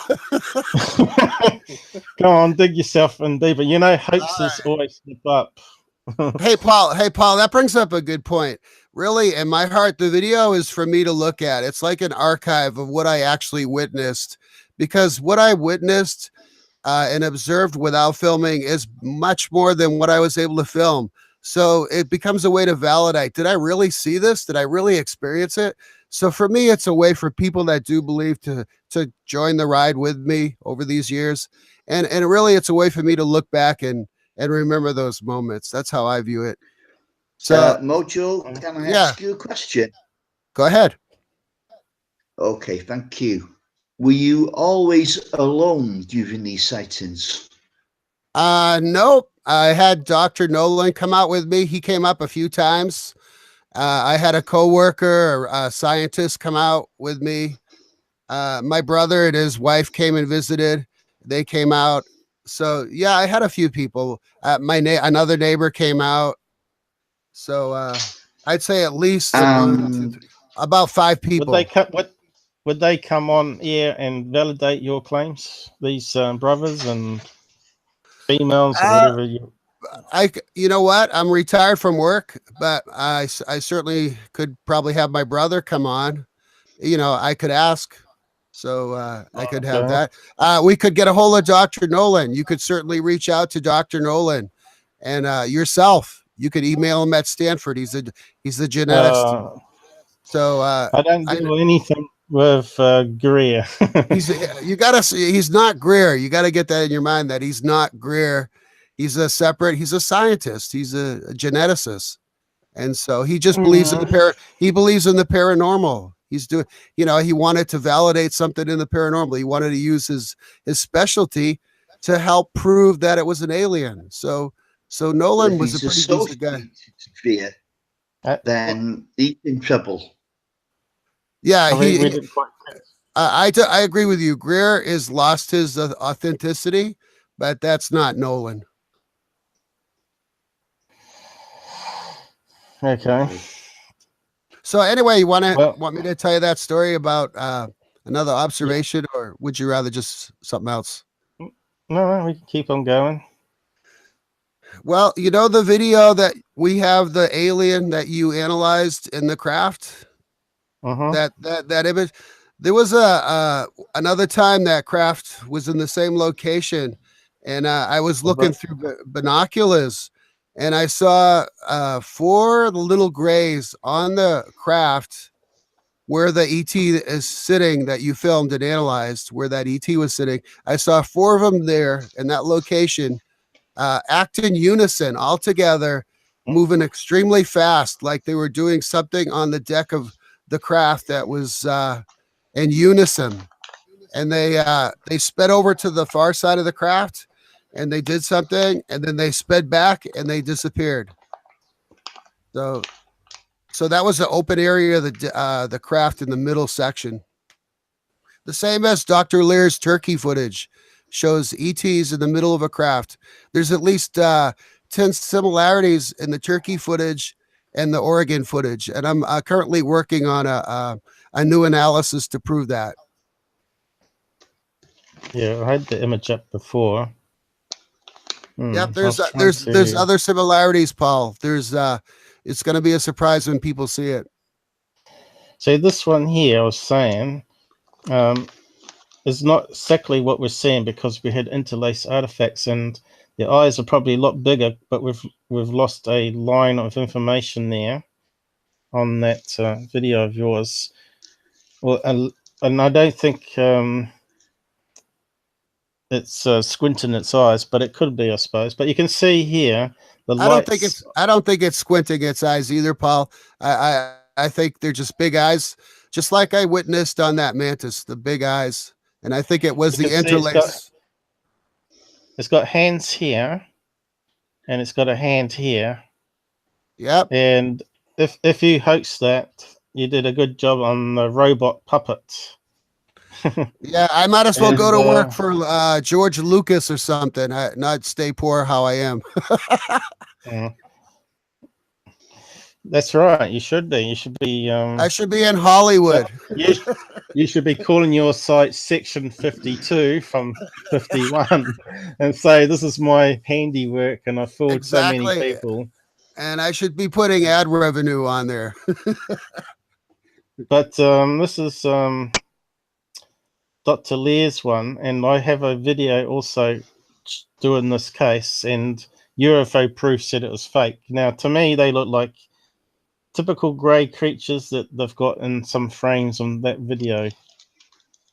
Of course, we don't know if it was hoaxed, but there was a lot of eyewitnesses and there was a lot of footage taken that night. And he has another craft that you can see flying over houses that weren't windmills. Clearly, it wasn't windmills. And this is the craft that I think he zoomed in on maximum zoom, and he got that funny clipped off bottom of the UFO, right? Now, that was a camera artifact because of the way the lens is. So the strange bottom of that UFO, you'd have to watch the episode. I'll see if I can find it. But I'll bring up some more images that I pulled from that video.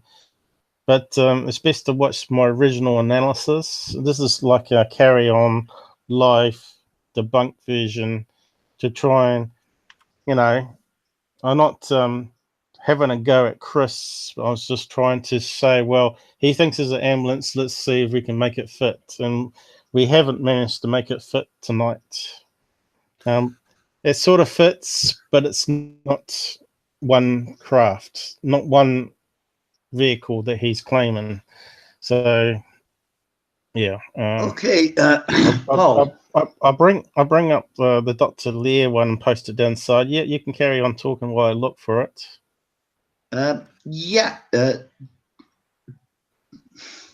Bottom left hand three there. Two, sorry. Yeah, it looks as if the face is protruding. Is that just a trick of the camera? Yeah, there was a lot of artifacts and video interlace. I tried to explain how it works, but if you move the camera while it's trying to encode the frame, it's picking up a frame on the CMOS or CCD image, and because it's scanning. It's a bit hard to explain it, but it's like having interlace was a way to process on slow computers very quickly video compression and transmit it to TV. And on the TV, it would flicker. Your eyes wouldn't see it, but it would flicker the two even and odd lines together to form a complete image. And when you're recording it on camera and moving and zooming at the same time, some of those lines in the middle can get corrupted or missed and make the image not look like it's what it should be. Yeah, it's quite similar to the technology they use in cricket, as in the Third Empire, if they're not sure of a decision. And what it tends to do is that the lens tends to elongate the actual image, even though it's being played back in frames, if that makes any sense to you.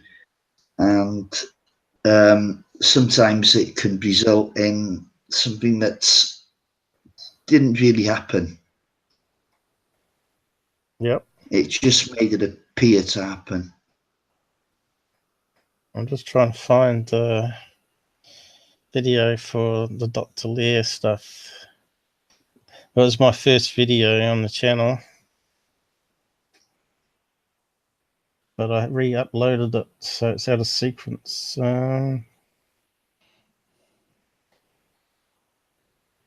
So Mojo, are you still there? Sure. Oh, you got anything else to add?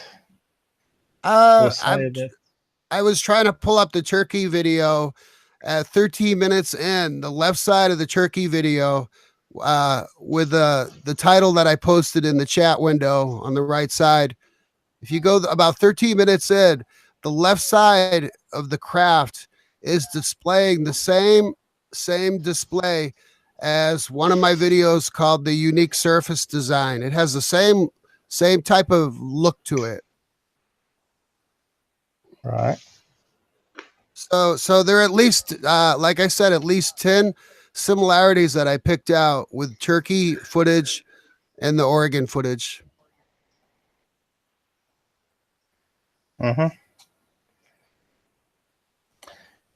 Okay, well, these guys on the side have got anything to add or ask?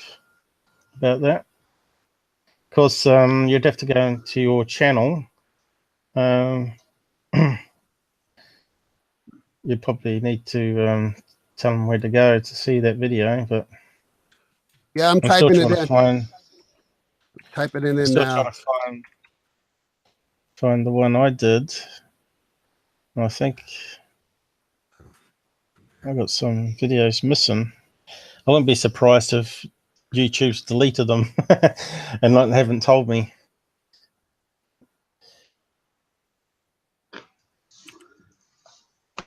Mind you, I don't trust Chrome. Chrome glitches a lot, I think. Yeah, it does.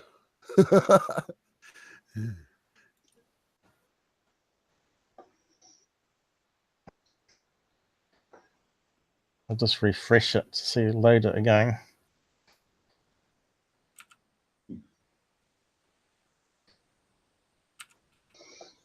No, it still hasn't. I still can't see it. It's amazing how when you look for something, you can't find it.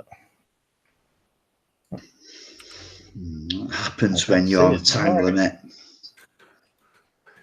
Yeah, well, I've got you guys on now, so you can talk while I'm looking, but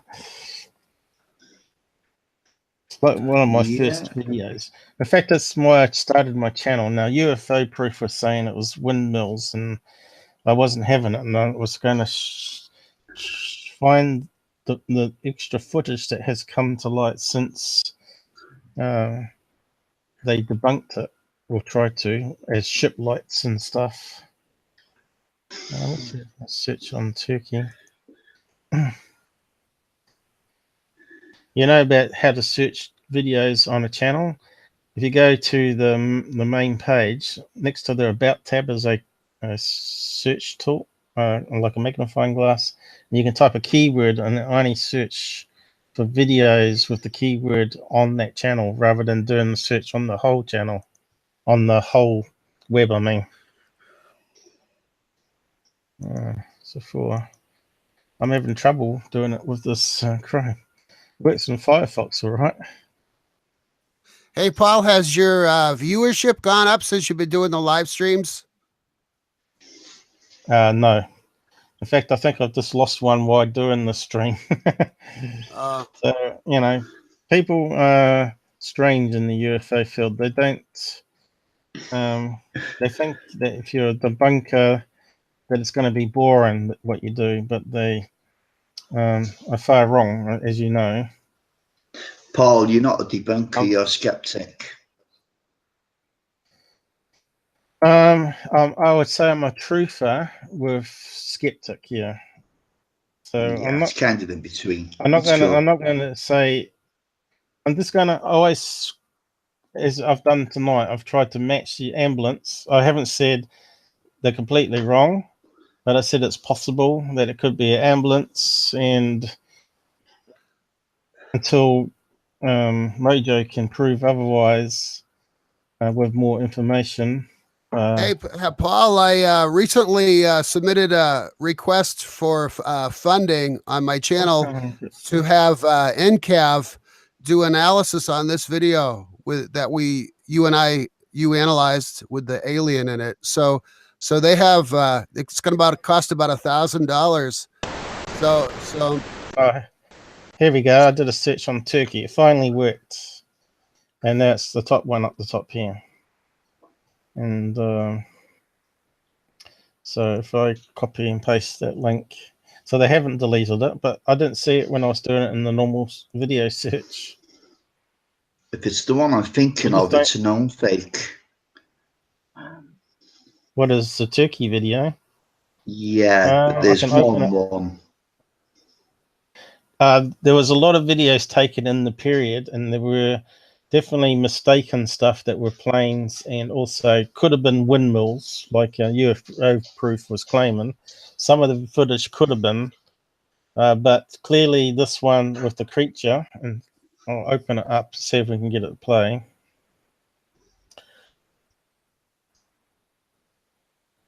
I don't want to do full screen. It'll go too slow. Do medium size screen if I can get it. That one. This one's all right. So yeah, I play some of the original footage in it, and you see it's my first episode back in 9th of December 2016. Now it's only 7 minutes long. That's including the intro here, which was a wee bit long. Yeah, I tried to post the link for you, Paul, but the chat wouldn't let me post the link for that turkey video. I think you have to get rid of the HTTP in front and just post it with the rest of it. So here's the footage of the UFO flying over the houses. See? So there's a lot of footage out there of this turkey event, which happened over a week, was it, or whatever? And Dr. Lair was there. Several weeks, Paul. Hey? I think it was several weeks, Paul. Could be. It's a long time. I haven't got the information in my head. And normally when I research something, it's currently in my head. But I've posted lots of links on this video in the comments to go and check out and have a look for yourself. Some extra information. 2007, that's about right, yeah.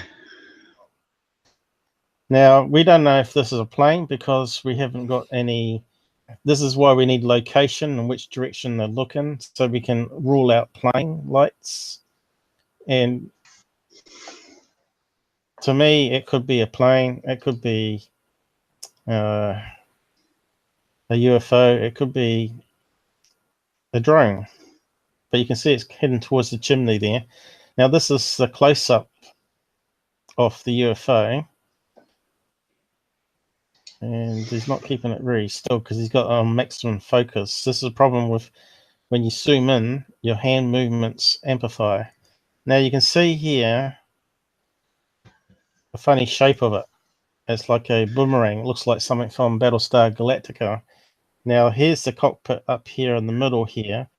And we've got some strange lines going this way.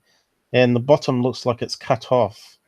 Now someone said that's due to the maximum lens effect where it can clip the image, but it could be also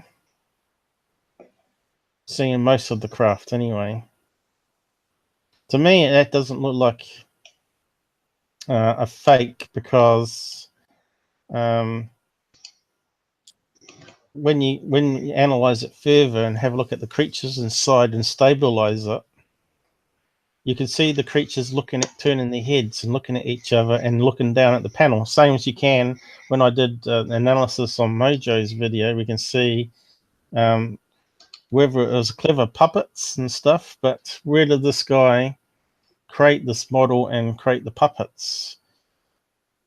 By now someone would have said, oh, I caught him doing that. A family member would have outed them by now probably. Now, I don't know if they made much money from this. They did go to the TV networks, didn't they? But anyway, hey, Paul. I'll skim the video. Hang on. Yeah, hang on. We'll just get to the bits. This analysis done by this Mario guy in South America, I think it was.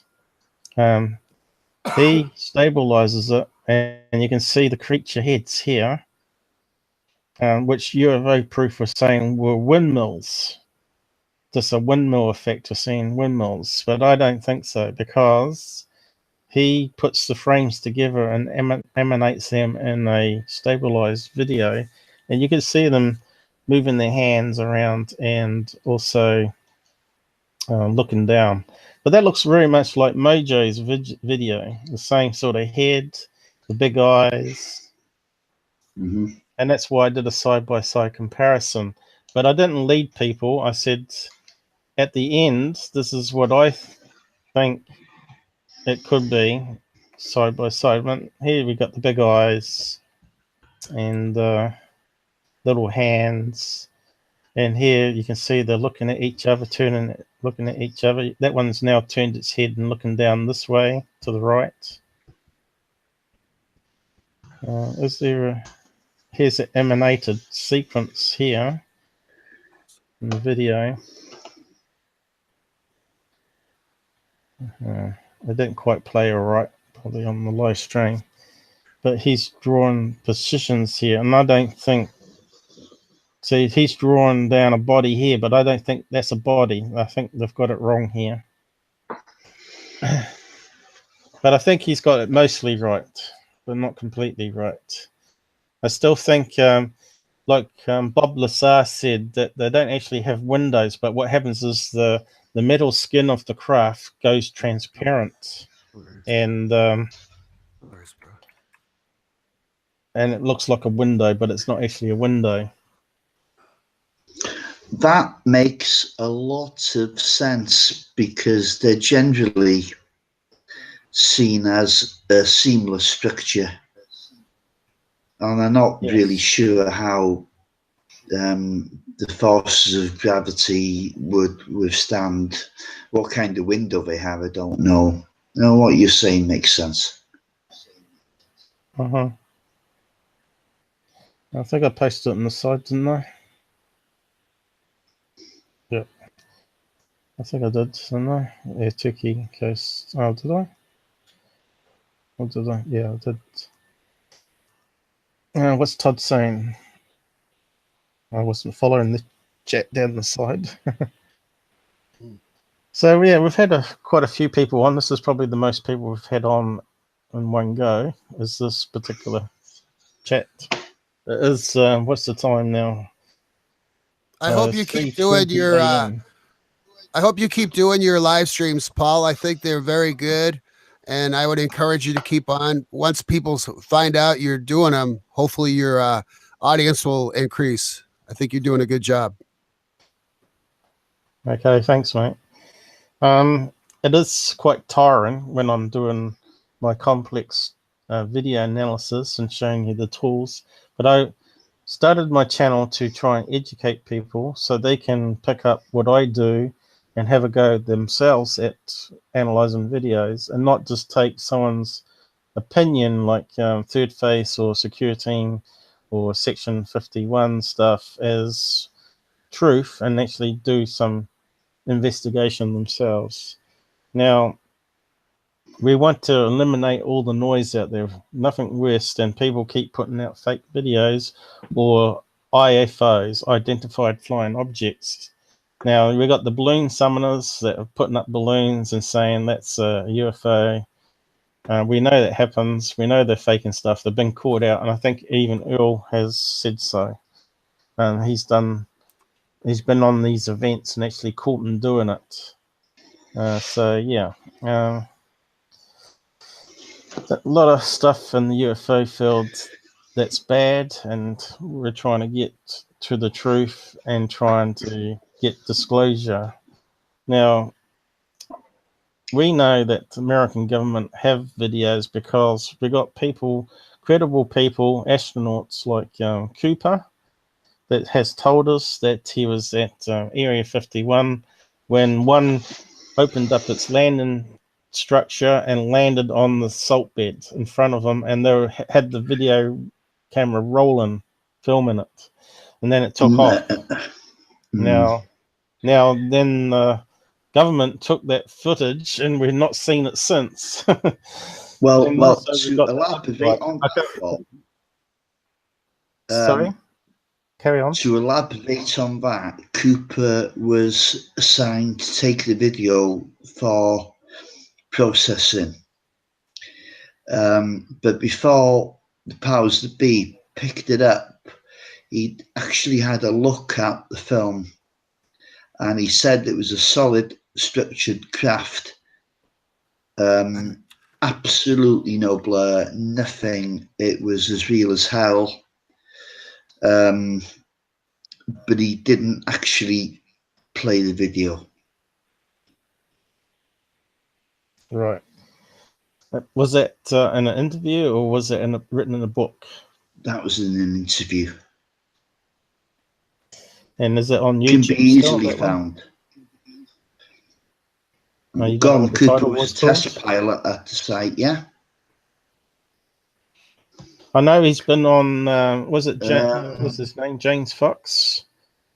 Out of the Blue, was it? He was on there. Yes, I can't remember him. And I think I can't remember what he said on that. Sorry, I didn't quite catch that. You think it was included? I think it was included in Out of the Blue. Okay. So there's also another one. The other one that was on the same Out of the Blue was that guy talking about it fired a laser beam at a nuclear rocket test, was it? Which was a dummy rocket. And they were filming that on a special camera. Yeah. But like yes.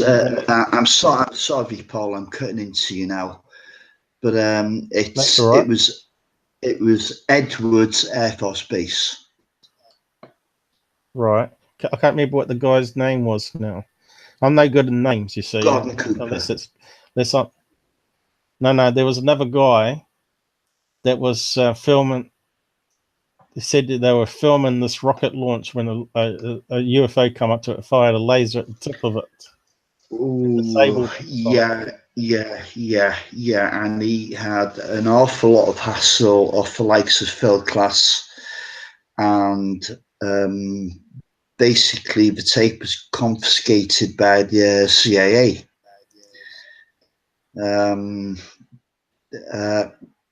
I forget his name now, which is really annoying.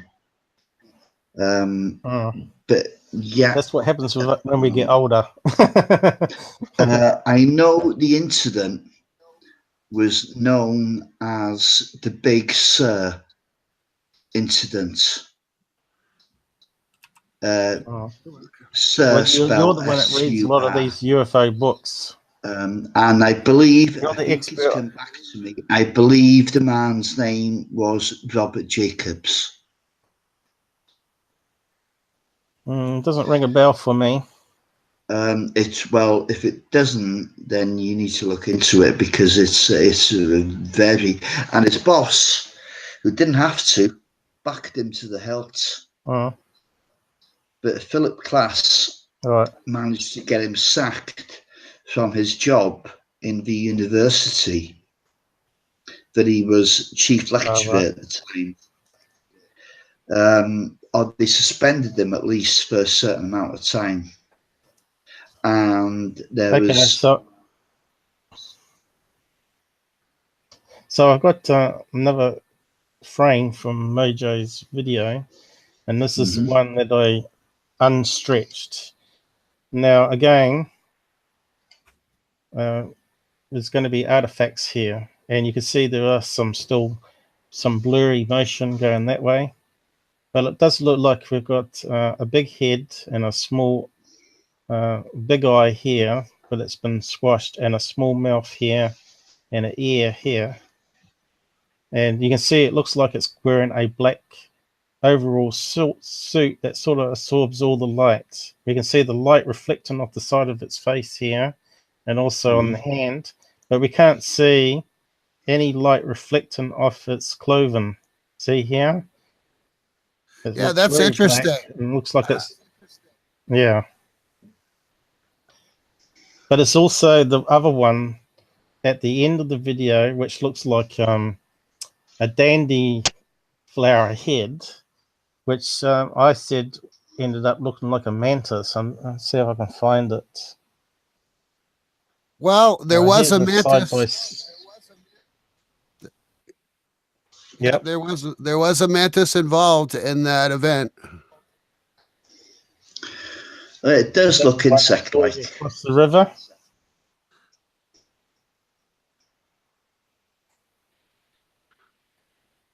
Yeah, there's another one here where that was the original footage, and that was my enhancement on the right. Now, I don't see why Chris of Den of Law would say I was leading people. Here you can see when we enhance it with the brightness or luminosity, that we can see it's reflecting off the hands and the face and the scalp.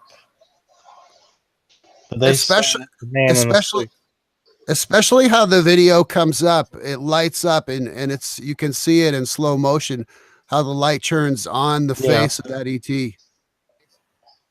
Yeah, like I said, you have to watch my original analysis. I could probably play it now, but everybody's probably seen it a million times already. But I was just trying to find my other images that I posted in that video.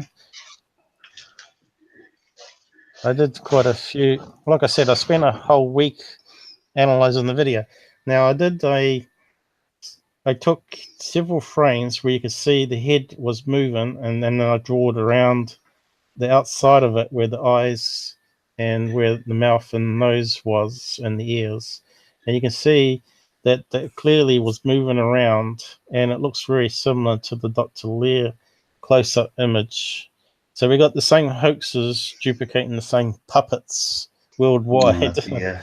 So and Paul, not only are the similarities in the alien, but there are similarities in the craft that I've been doing an analysis on for the last 2 weeks. Well, yeah, you can keep looking at things and finding new stuff, I guess, depending on how good you can enhance the footage, though.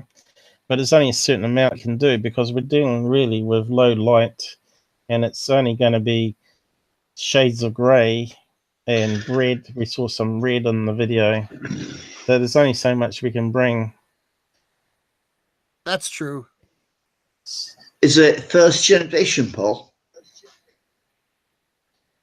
No, I got the original source off Mojo. And then I did my regular enhancements in the editor and joined it back together into a video sequence.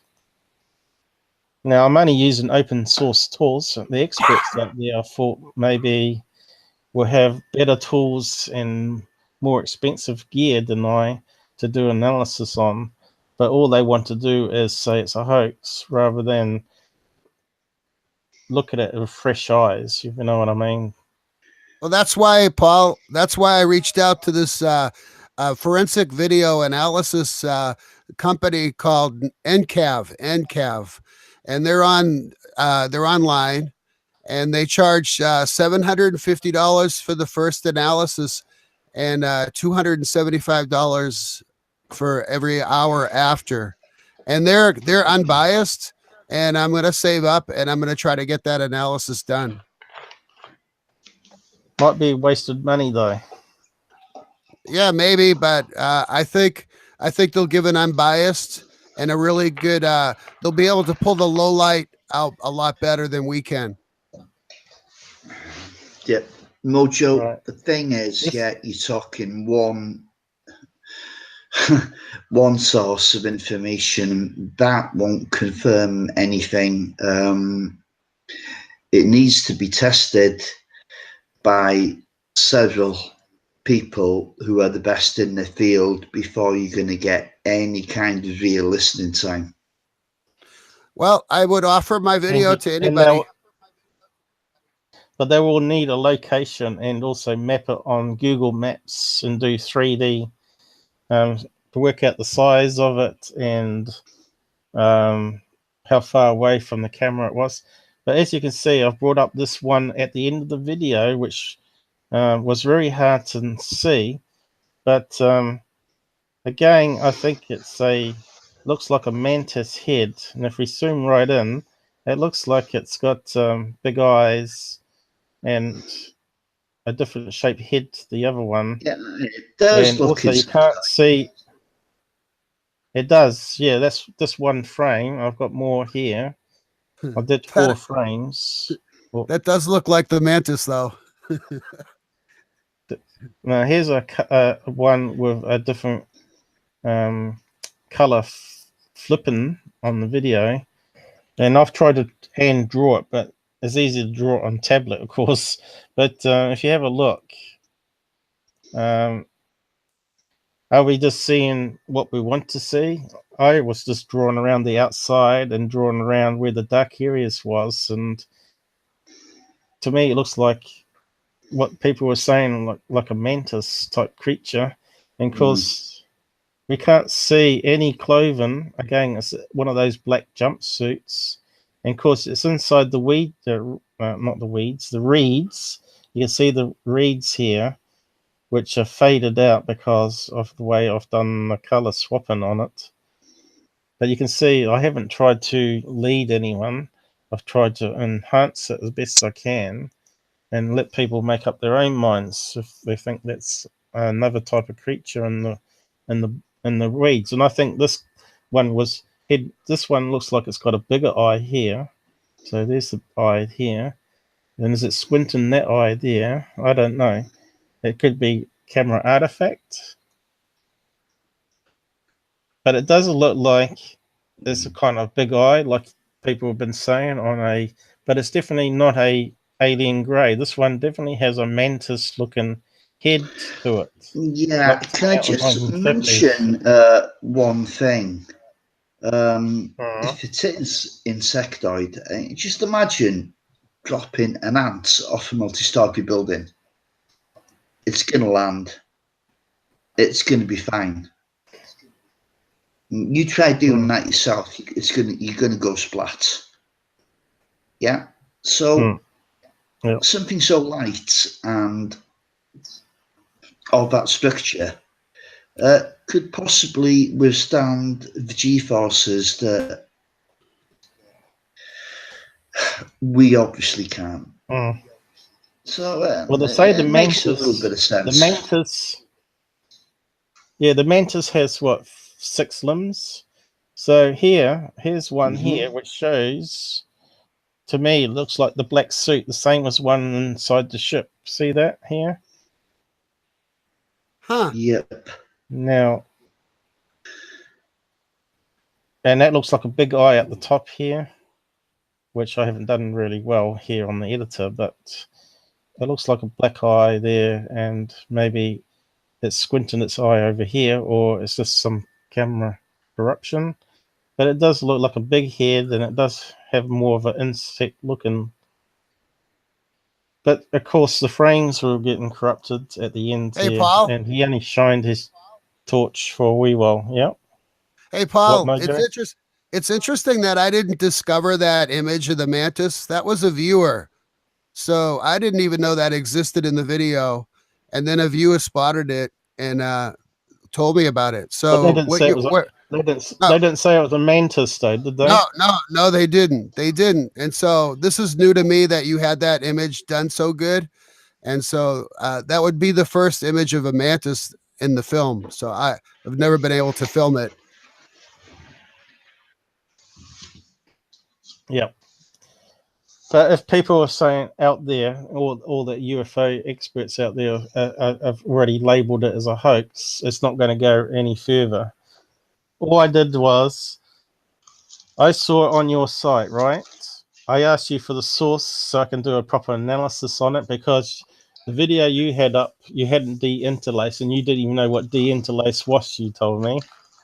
Nope. And you thought the black lines were actually interference or static caused to the camera from the UFO craft, is what you told me at the time.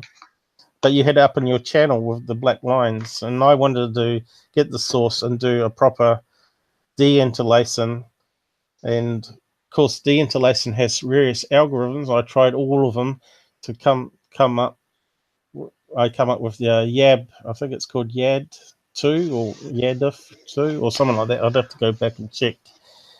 And that's the one I used. Pulled individual frames into paint.net and enhanced the brightness, and also played around with the colors to see if we could bring up details in the background, because blacks are not all black. They're not.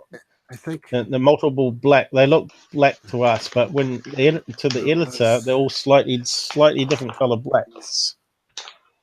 But yeah, I just like to bring attention to that one there, which I thought looked like a 1950s horror thing from like the Big Ants movies. Anyway, but and when I saw that, I thought, well, if this video is legit, it aligns with all the abduction accounts of the mantis and the greys and the black overalls and You know, and this might explain why we don't see UFOs today, because they got this cloaking which absorbs the light when it hits it. And my questions were, everyone was suspicious on the video. You said, what? Look at this, guys, in the video, and everyone hears that. They think it's you're acting when they hear you thing. I'll see if I can play the video again and turn up the volume. And that's why everyone thinks it's fake, because of the sound in it. And that video starts out, the display is happening, and then I bring the camera up to start filming, and then the display stops briefly and then starts up again. Hey, hang on. Let me just see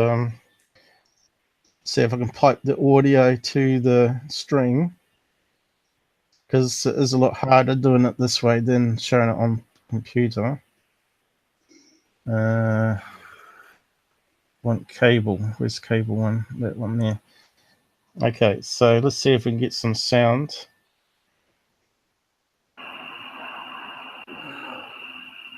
I can't hear anything. Are we hearing any sound? Yeah, we can hear.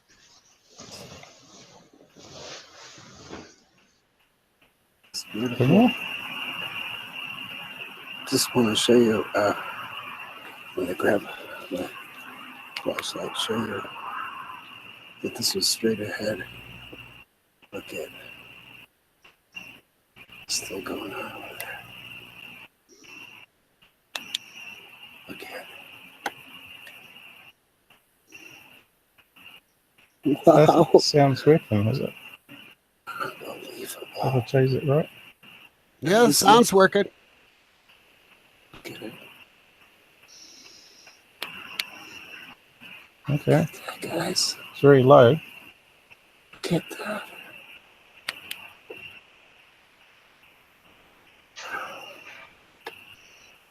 Wow. That's impressive.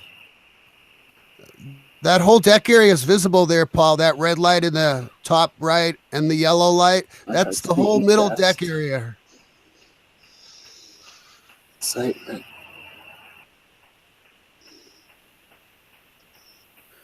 Oh, look at it. That's joined.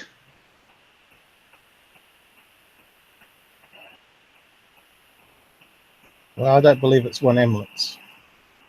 No. Especially if you follow the whole video, you'll see lights a lot further out and at least 3 levels of lights. There's a light that appears up here. Zoomed Well, out. I only see 2 levels, but there's another one light here that seems to move in and out like it's a separate craft.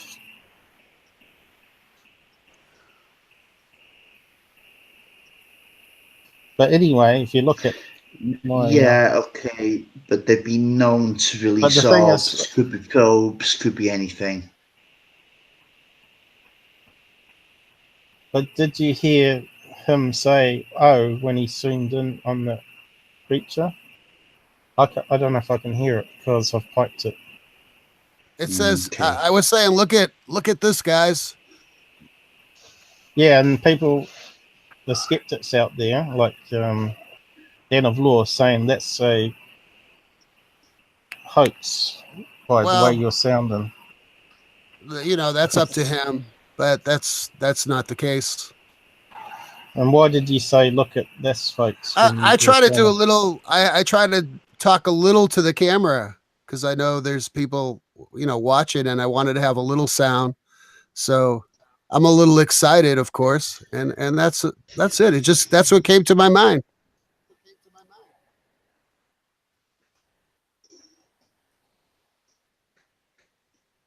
So here's the creature here that I amplified, which we said was a mantis.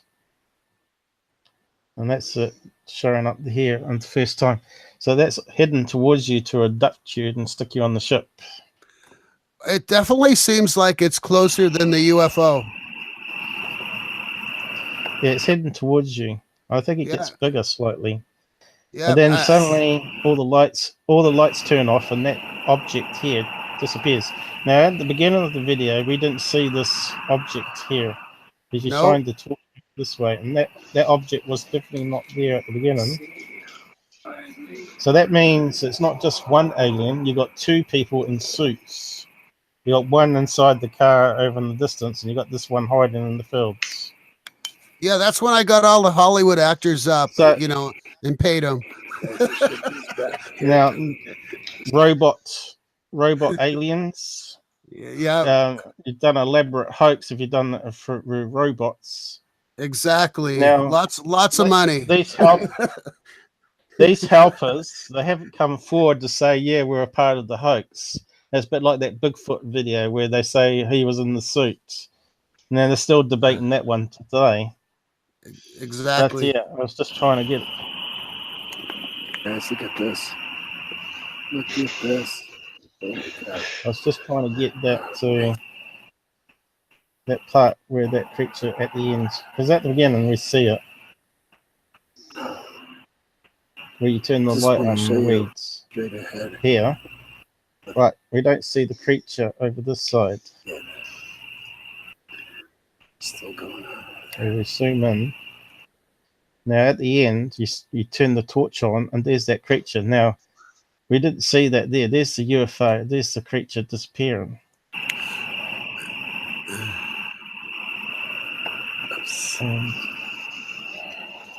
Is it playing? I think it's the problem with the player that hangs when you skip like this. There we go. Now just watch this creature as you shine the torch up. There. Yeah, it looks like he's disappearing because I shut the flashlight. So that's what I'm seeing. Maybe I'll just need to go slightly before where you turn the torch on. Let's have a look. Where's the torch go on? I think we just see it as you move the torch across. Now, here we go. There, we just saw it here. Yeah. It's only in a few frames. And then it disappears. It is strange.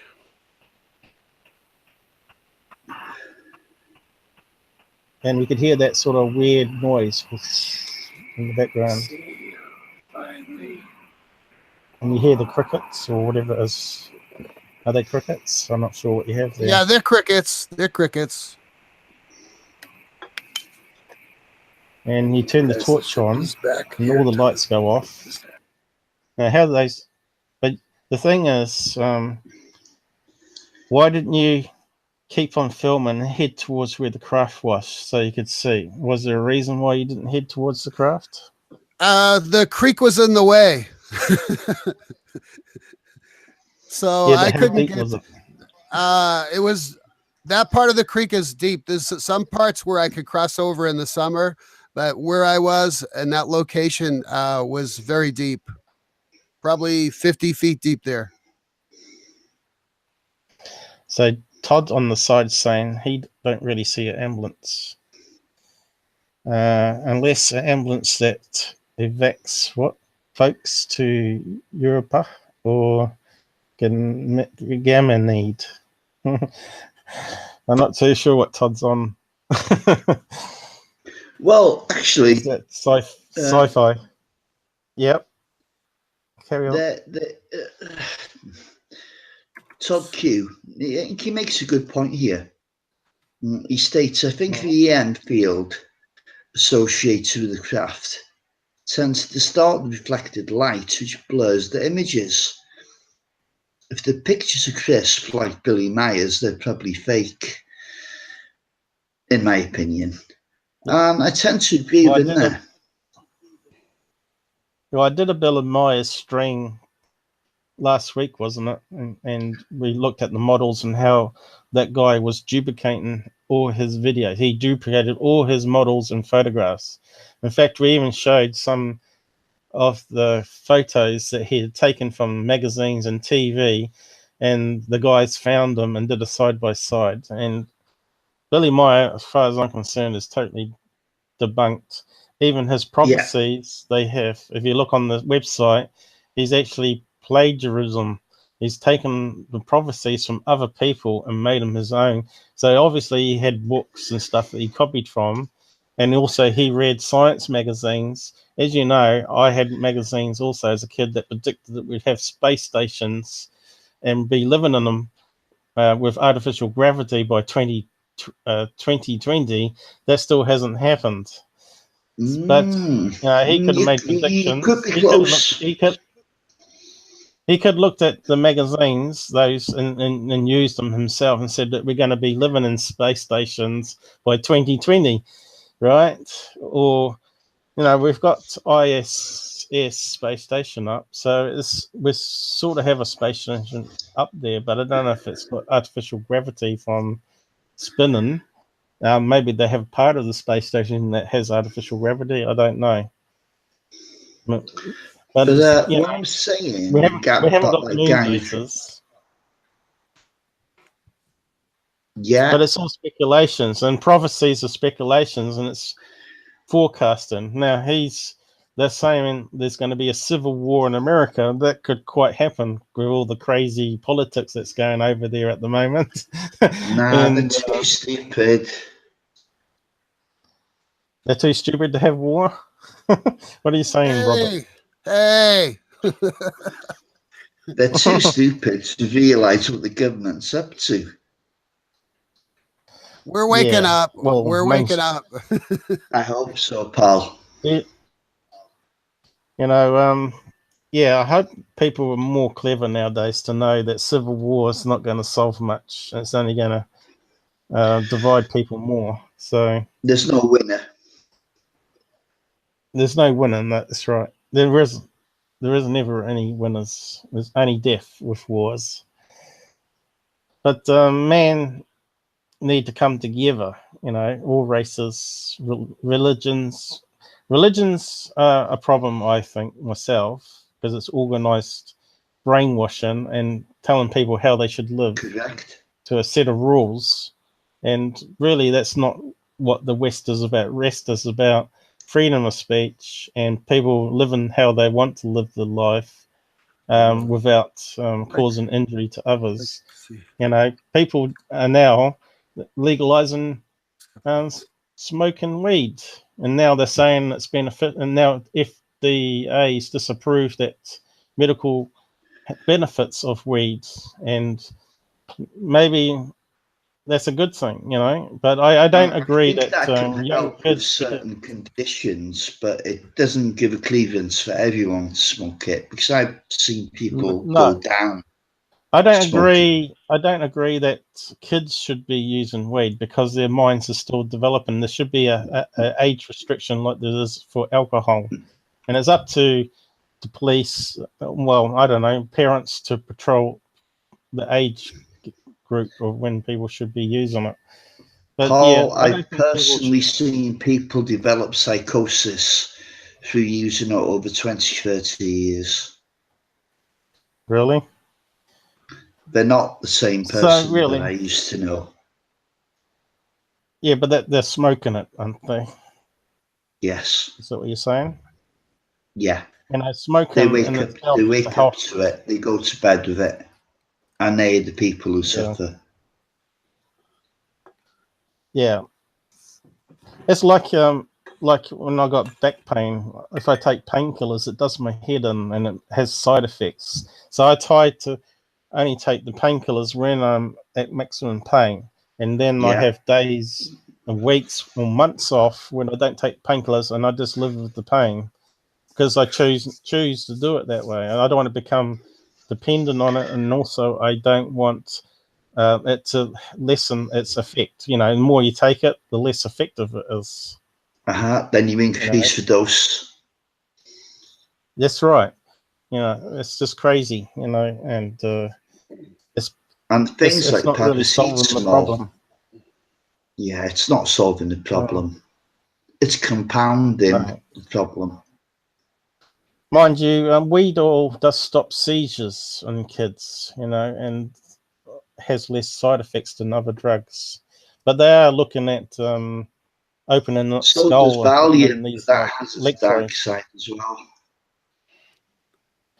Yeah, but this is the thing, you know. I think the world is always changing, and you know, and science is helping us open up more possibilities. You know, Parkinson's disease, people living longer, diabetes, but instead of blowing trillions of dollars on wars and weapons and all that, if they spent it on doctors and researchers, we'd be miles ahead. You know, probably have diabetes solved and Well, heart disease I solved. mean, We this might is have Android bodies by now. I mean, this is another thing as well. I mean, if we were to cure everything, let's say number one, cancer. Yeah, we'd be overpopulated in no time at all. Yeah, we're overpopulated as it stands. But that's why we got to. That's why we got to get off the planet. We got to get into space, and that's the only way humans are going to survive, by going into space. Because this planet could explode any time. The sun could explode. A meteorite could hit. Well, not so at if any we've got time. people out in space. Well, we don't know. When we've had that object that come into our solar system, which they claim was from another solar system, and that just happened very quickly, and they didn't even have any probes up there to fly along and take proper pictures of it, because we could only do it by radio telescopes, and no, we only that's had scary. images of it. You know, so we don't know if any object like that's going to come in and cause disruption to the moon or hit our planet and kill the population. And they say it already happened with the dinosaurs. So who knows? But yeah, for humans to survive, we've got to go out into space, and we've got to start colonizing Mars and Moon to start with, so we can get some practice in, I suppose, and learn stuff. But you know, as for the aliens, it's going to cost. Yep. Sorry, Paul. As for the aliens, altering our DNA, so we'll become a more placid, more spiritual type of being. Well, they've done one hell of a job, haven't they? Yep. What's Todd saying down the side here? Let's have a look. If one is inherently intelligent, then weed can be a great supplement and definitely helps with pain. If one is a moron, then it may well exacerbate that condition. Yeah, I totally agree with him. Hey, Paul. See, Todd's the old man of reason. How old are you, Todd? Are we allowed to ask? A wise old man. I think he said he was 59 last time I spoke to him. Now I'm nearing 52 soon, and you guys are young. No, we're old. I'm. If you look at Secure he's I'm only 62. Oh yeah. How old are you, Robert? I'm 51, but I won't be for long. Well, there you go. So we're pretty close. So we're like the old timers group then, currently on. Yeah. we got 5 people watching the stream at the moment. So that's Todd, Mojo. To 6 now, mate. It says 6 if it includes me, but there's 5 others watching. AJ, Robert, and Todd. So that means there's 2 other people that haven't said hello yet. But that's okay. They can lurk and watch. They're probably falling around laughing. It's probably Dina Lore. It could well be. forecast out to Earl if he wants to join in and chat. Hey, Paul. But Hey, hopefully Paul. Earl. Yeah. Paul, it looks like I'm gonna have to head out. I wish I knew that was happening this morning. I could have stayed longer, but I just woke up and I got to get moving. The thing is, I don't know how well I'm going to feel and what time I'm going to do the streams myself. And that's okay. I'm glad I got in. Okay. It just shows that I could do streams probably at 1 o'clock my time, and people are starting to get up in USA, and it's afternoon in UK, and this is probably the best time to do streams for everybody that's more into UFOs, the UK and USA, to get on and join us. I don't know if anyone else is out there that wants to join in on the chat itself. Do you want to join in, Todd? I can. Looks like Robert Farmer. He's in on the chat too. No, Robert's who we're talking to. The guy. Oh, okay. Oh, sorry. Todd. We finally got QVid. QVid's woken up. I'm here. How long you been here? You've been lurking and watching the whole thing, have you? No, I've just got in, just dropped the missus off at work. Right. Just come on, saw you were live. Thought I'd pop on and say hello to the gentleman. QVid works crazy times, and he works like 3 o'clock in the morning to 10 o'clock a.m., and then he does double shifts sometime as well. Now, so he is a proper scouser. Yeah, he's addicted to UFOs and live streaming and gaming. So we've been looking at QVid's video again, and we've been you probably have to watch the beginning. I've probably repeated it so many times, but I could play it again. What the guy was saying from Denner Law about Mojo's video and my analysis, saying he was sort of mocking that I got fooled by it, but I always said that I couldn't be 100% sure, and I just presented what my findings were to people, and they can make out what they want from it. Okay, so Mojo's leaving, but he's told us some extra information. Thank you, guys. Mm-hmm. And you can go back Bye, and watch Mojo. it. Hi, QVid. Hey. Take care, guys. Hope to have another one in the near future to be part of. So take care, guys. Have a great day, and thank you so much. Bye-bye. Yeah, good. Thank you. Okay, Mojo. Thanks for joining us. See you later. So yeah, the reason I started the stream was to look at what this guy Chris was saying, that it was an ambulance, and I did my normal video analysis using his supplied ambulance from the video slide he gave me, and I determined that it could be 2 ambulances with extra lights added at the top and some lights banged into the ground or whatever, but it wasn't one ambulance with a creature inside. So we sort of debunked that one. But here's the interview here that I've played 3 times already.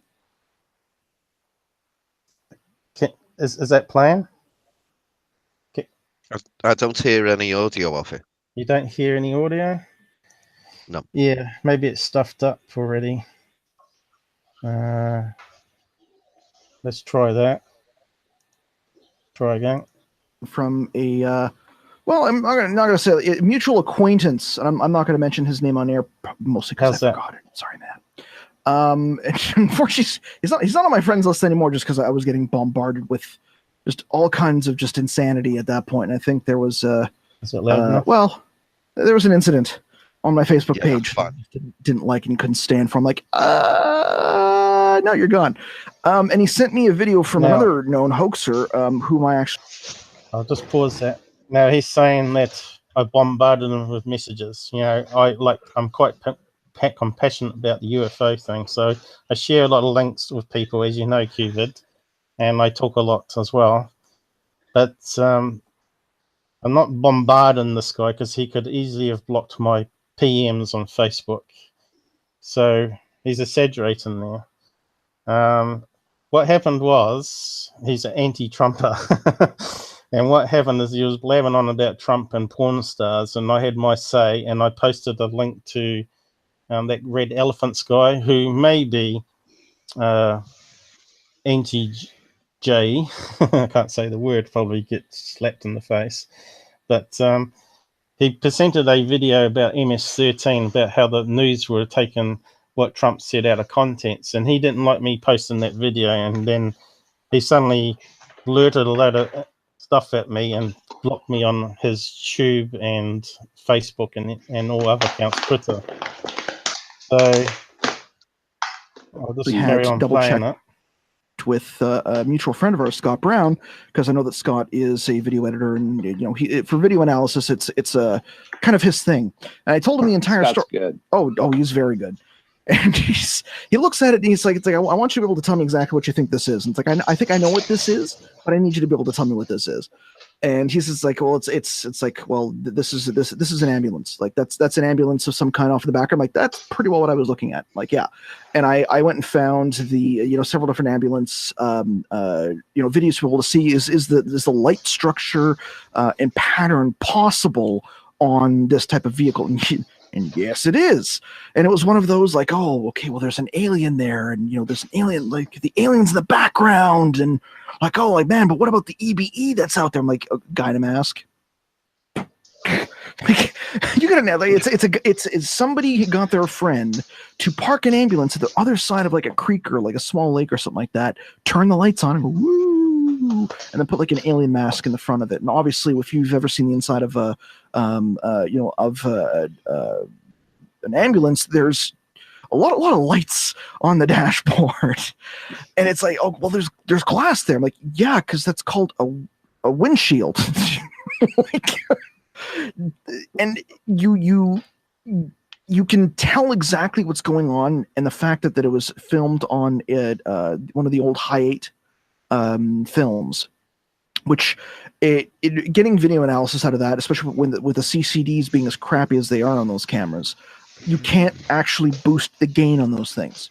You can do a modicum of adjustment, but in low light, there's only so much light that CCD, that sensor in the back of the camera that the lens is focusing the light on, can actually enhance, because there's not enough information. So all you're going to do is just go from darkness to a lot of gray in the background. And the person who's hoaxing them actually knows this because they probably have a little bit of experience doing this, from what I've understood from talking with Scott.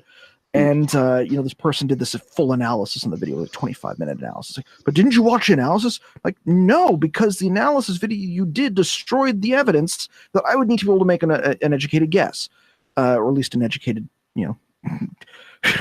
analysis of the actual video. And what do you think of people who do debunking videos?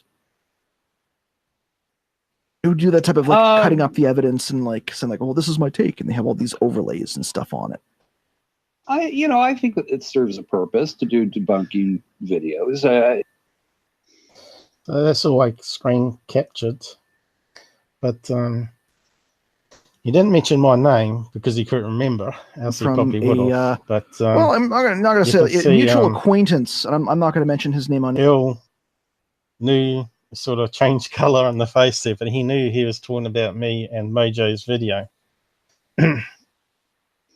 Now, I don't know how you guys take on it, whether he's being fair here, but he asked Scott Brown, who's the only guy that's called Mojo a hoaxer. Now, I'm not sure what's gone on between Scott Brown and Mojo for him to be so passionate that Mojo's a hoaxer, but I tried to look at it with fresh eyes because I didn't know about this Scott Brown at all when I looked at the video. So I didn't know his opinion. In fact, I actually looked at what people were saying about Mojo only after I did the analysis.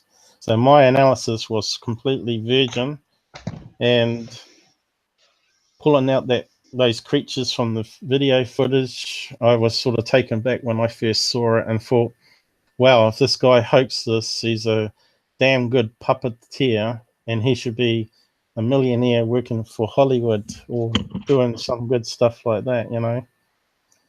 And what I've done is he sent me this image and email saying it was an ambulance.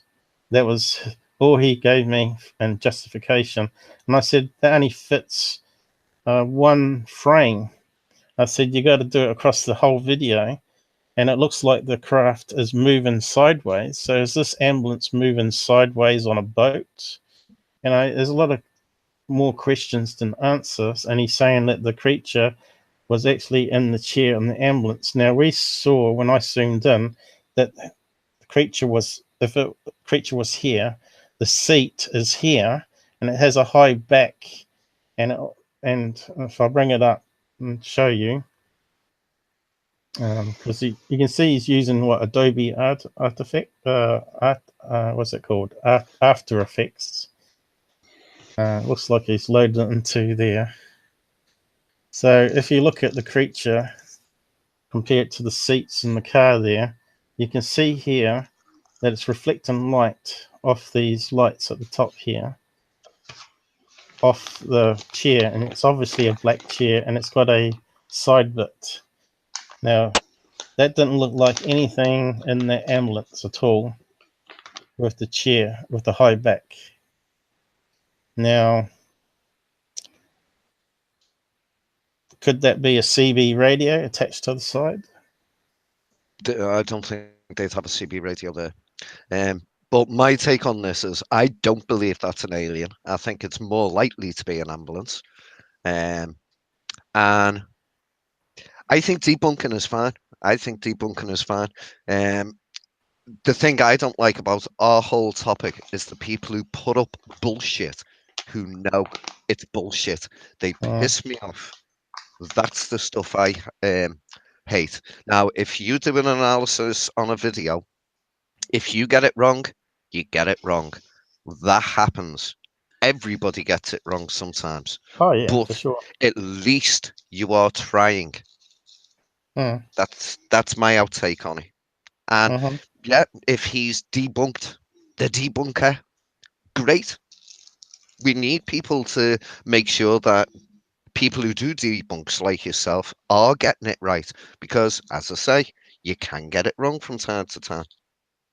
That's my take on it. Why do you think Mojo hoaxed it? I'm not saying it's a hoax. Are you saying he got mistaken by an ambulance? It's possible. It's possible. I don't know. I'd have to have a proper look at it all again, but I don't believe it's an alien. See, I gave this footage to Chris so he could perhaps give us some more clues and maybe see something I didn't see. Now, he didn't have to slang me off, though. You know, he could have invited me on and we could have discussed it like we are tonight and bashed it back and forth. Yeah, that's fair comment. But you see, different people do it differently. I mean, one thing I'm known for is being brutally fucking honest. And that is sometimes to my detriment because I like everybody else get it wrong. But at least I'm willing to stick my neck on the line, even when I do get it wrong. Yeah. So I've tried to overlay the ambulance and try and match up the lights with the headlights. Now, this image here, you can see the light on the craft is there, but the headlight on the ambulance is here. But the lights at the top sort of match, and the creature is here. So it could fit inside a car, but it's not one ambulance, as you see. We got these other lights that we can't explain, and it's got some extra lights on the top of the ambulance that seem to pulse along and go downwards. Now, I'm not sure if you saw the video. I think you come on after I replayed it, but I can play it again so you can have a watch, and then you can see what we're talking about. There's the one.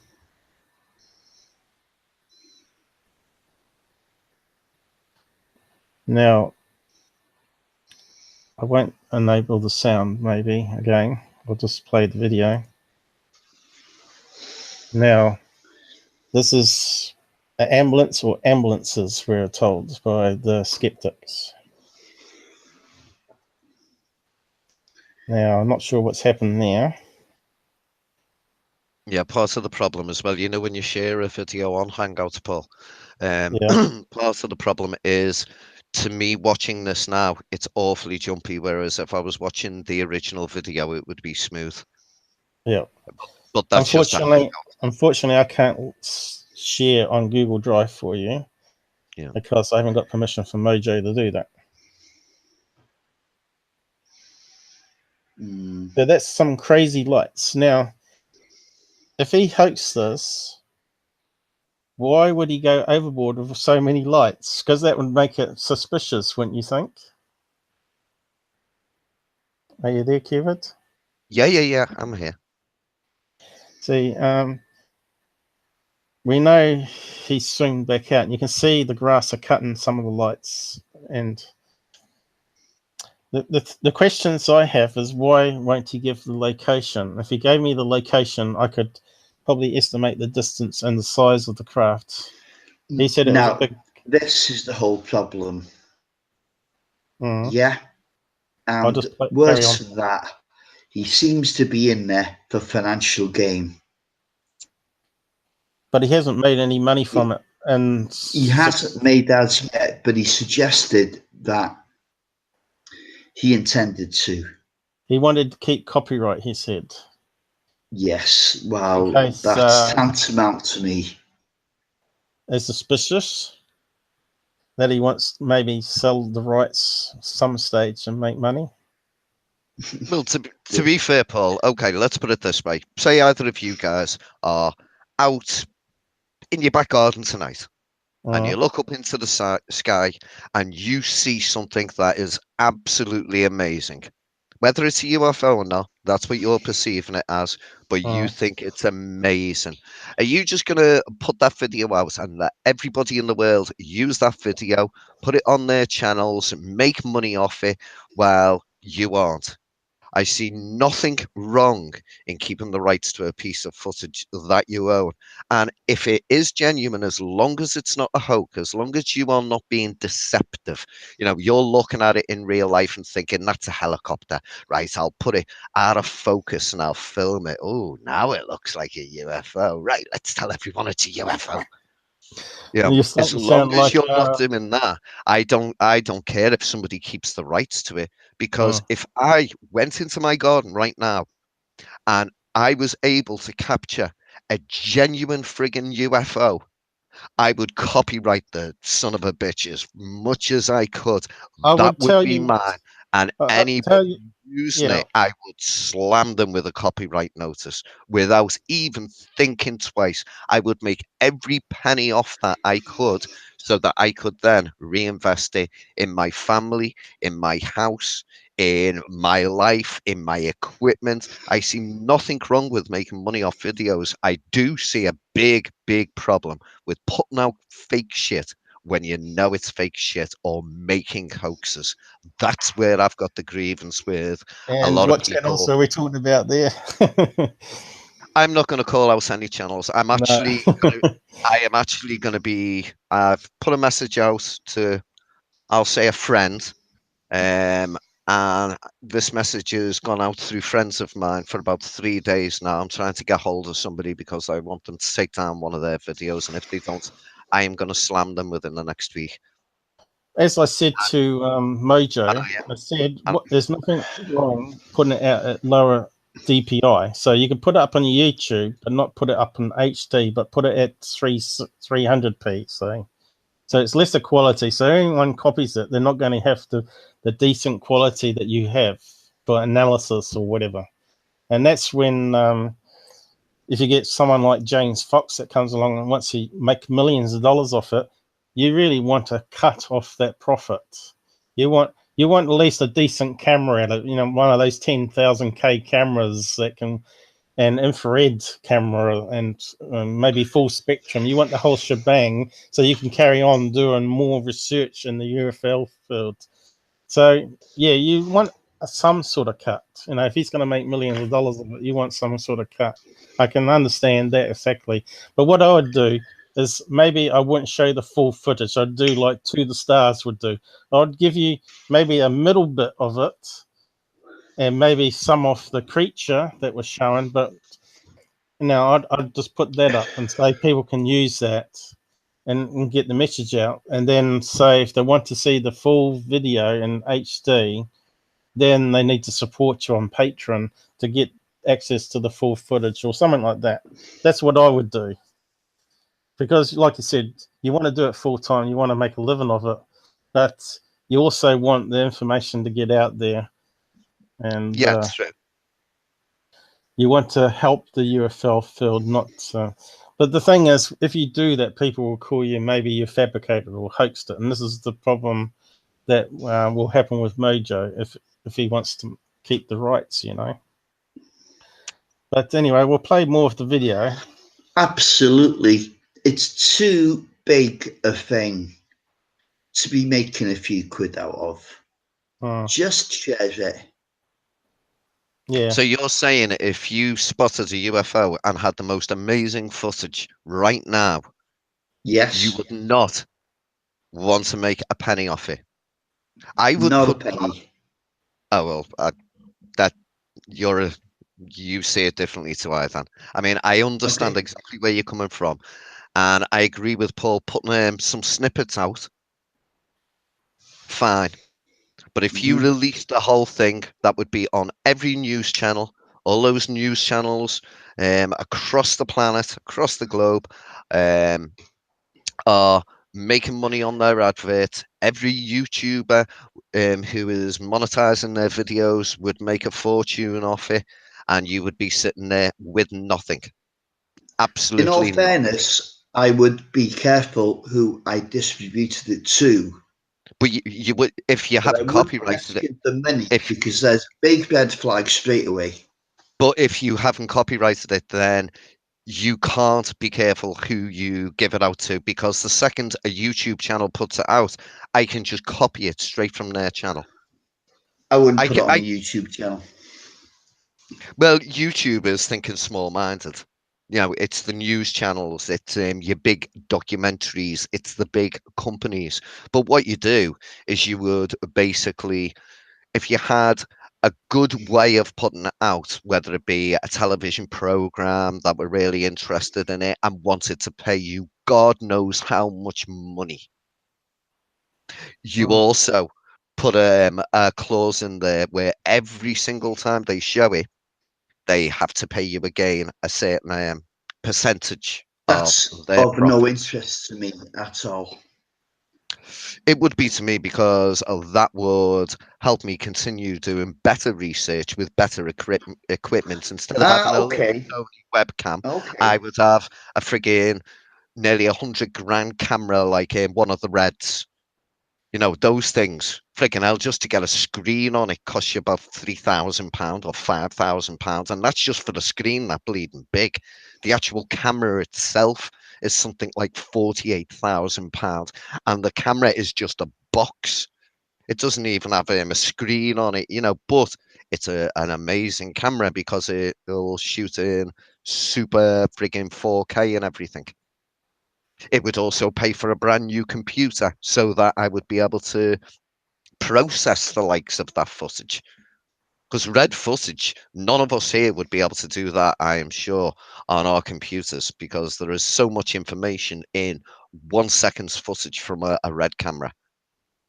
You mean infrared? No, it's a make of camera called Red. Okay. Have you seen?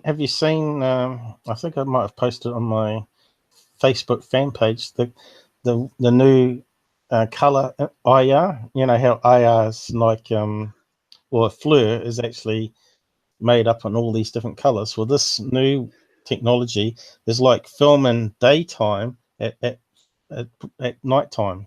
Have you seen that one where it just brings out everything in true color? I'm not sure how it does it, but it's clever technology, and it's new. They're calling it the new IR technology. I can't remember what the See company that was. part, that still you have there, yeah? I'll see if I can find it. This particular one that's showing now, that looks like a structured craft. It really does. He said it was, You know, if you put an outline around there, which you did earlier. He said it was 3 stories, but I think it's actually only 2, because there's the bottom of it here, with where I'm showing the mouse, and there's the middle bit, and this the very top bit up the top here. But I think the top bit is really just like a dome that's got like sensors up there. But the question is, why would a UFO have a load of disco lights on it? You know, and it does add suspicion. Why has it got all these lights? Would you hide from an ant?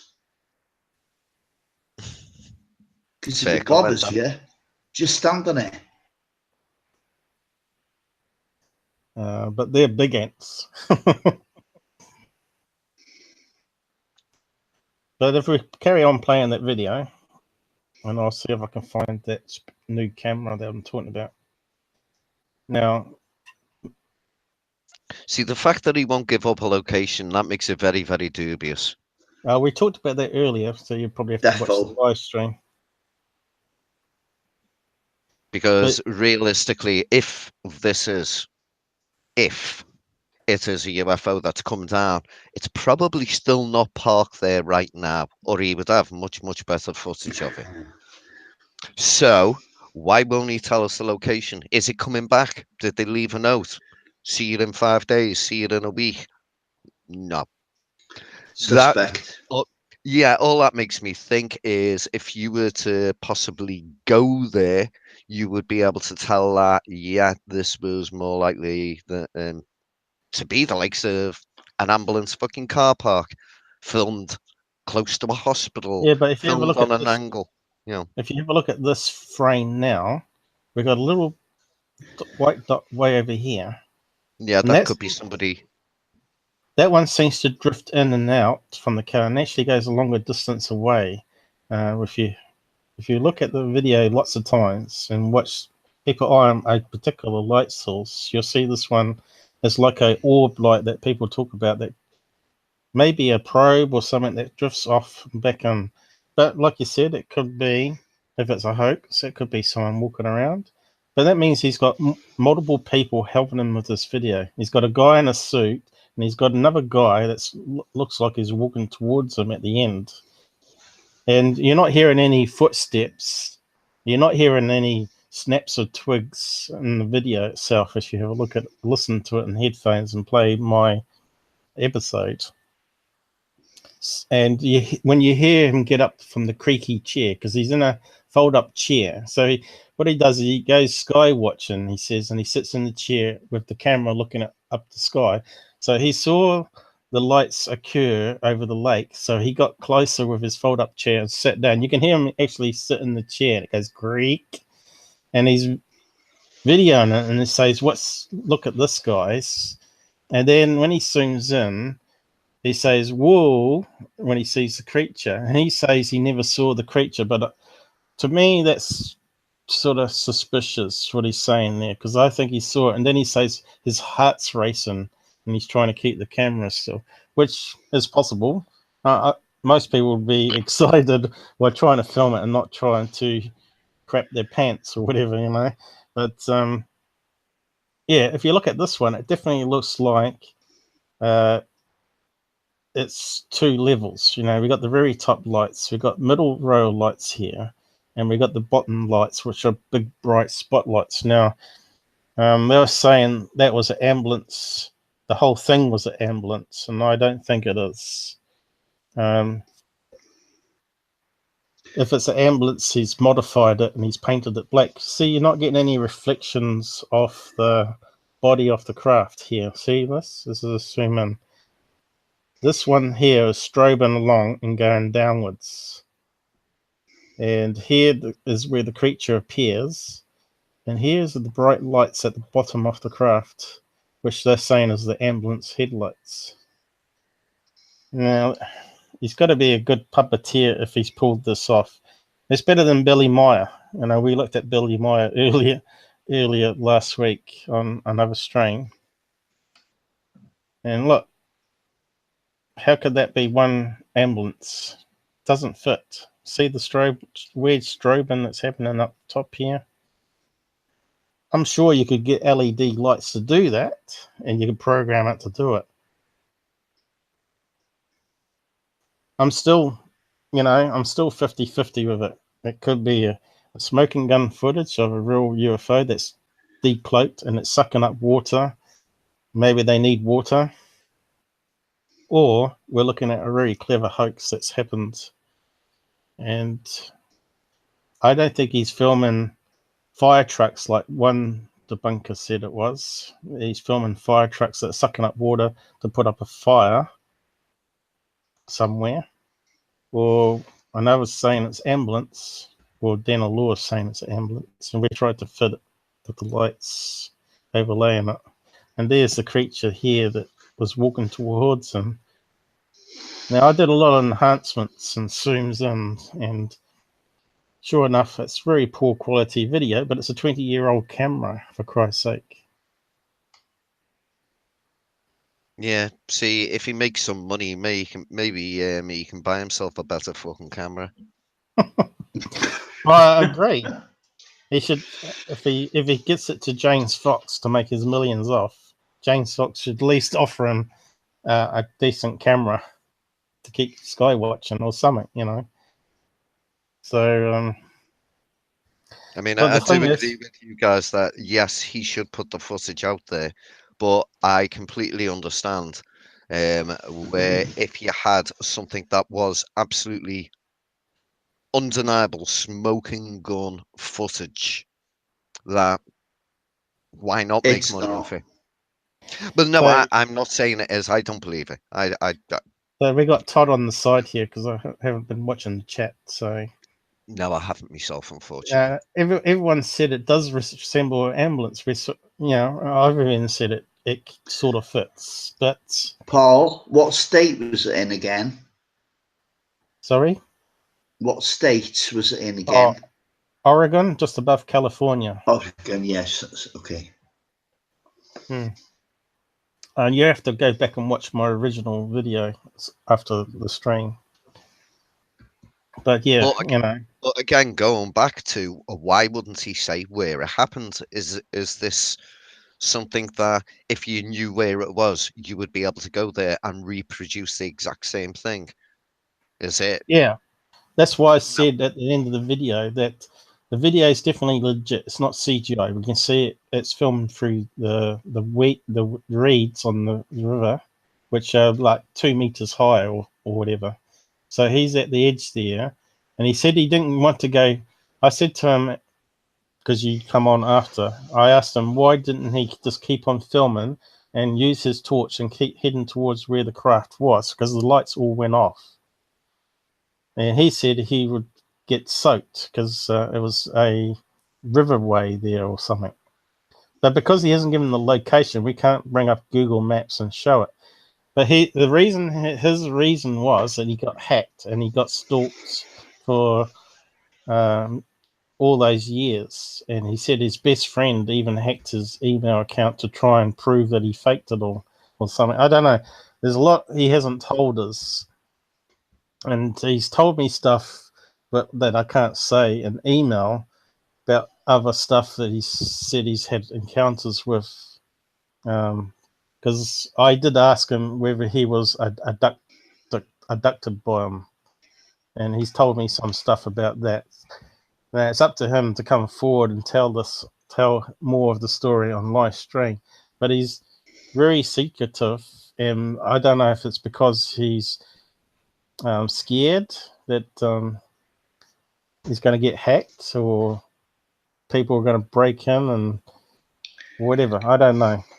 But without a location, that's the first red flag, right?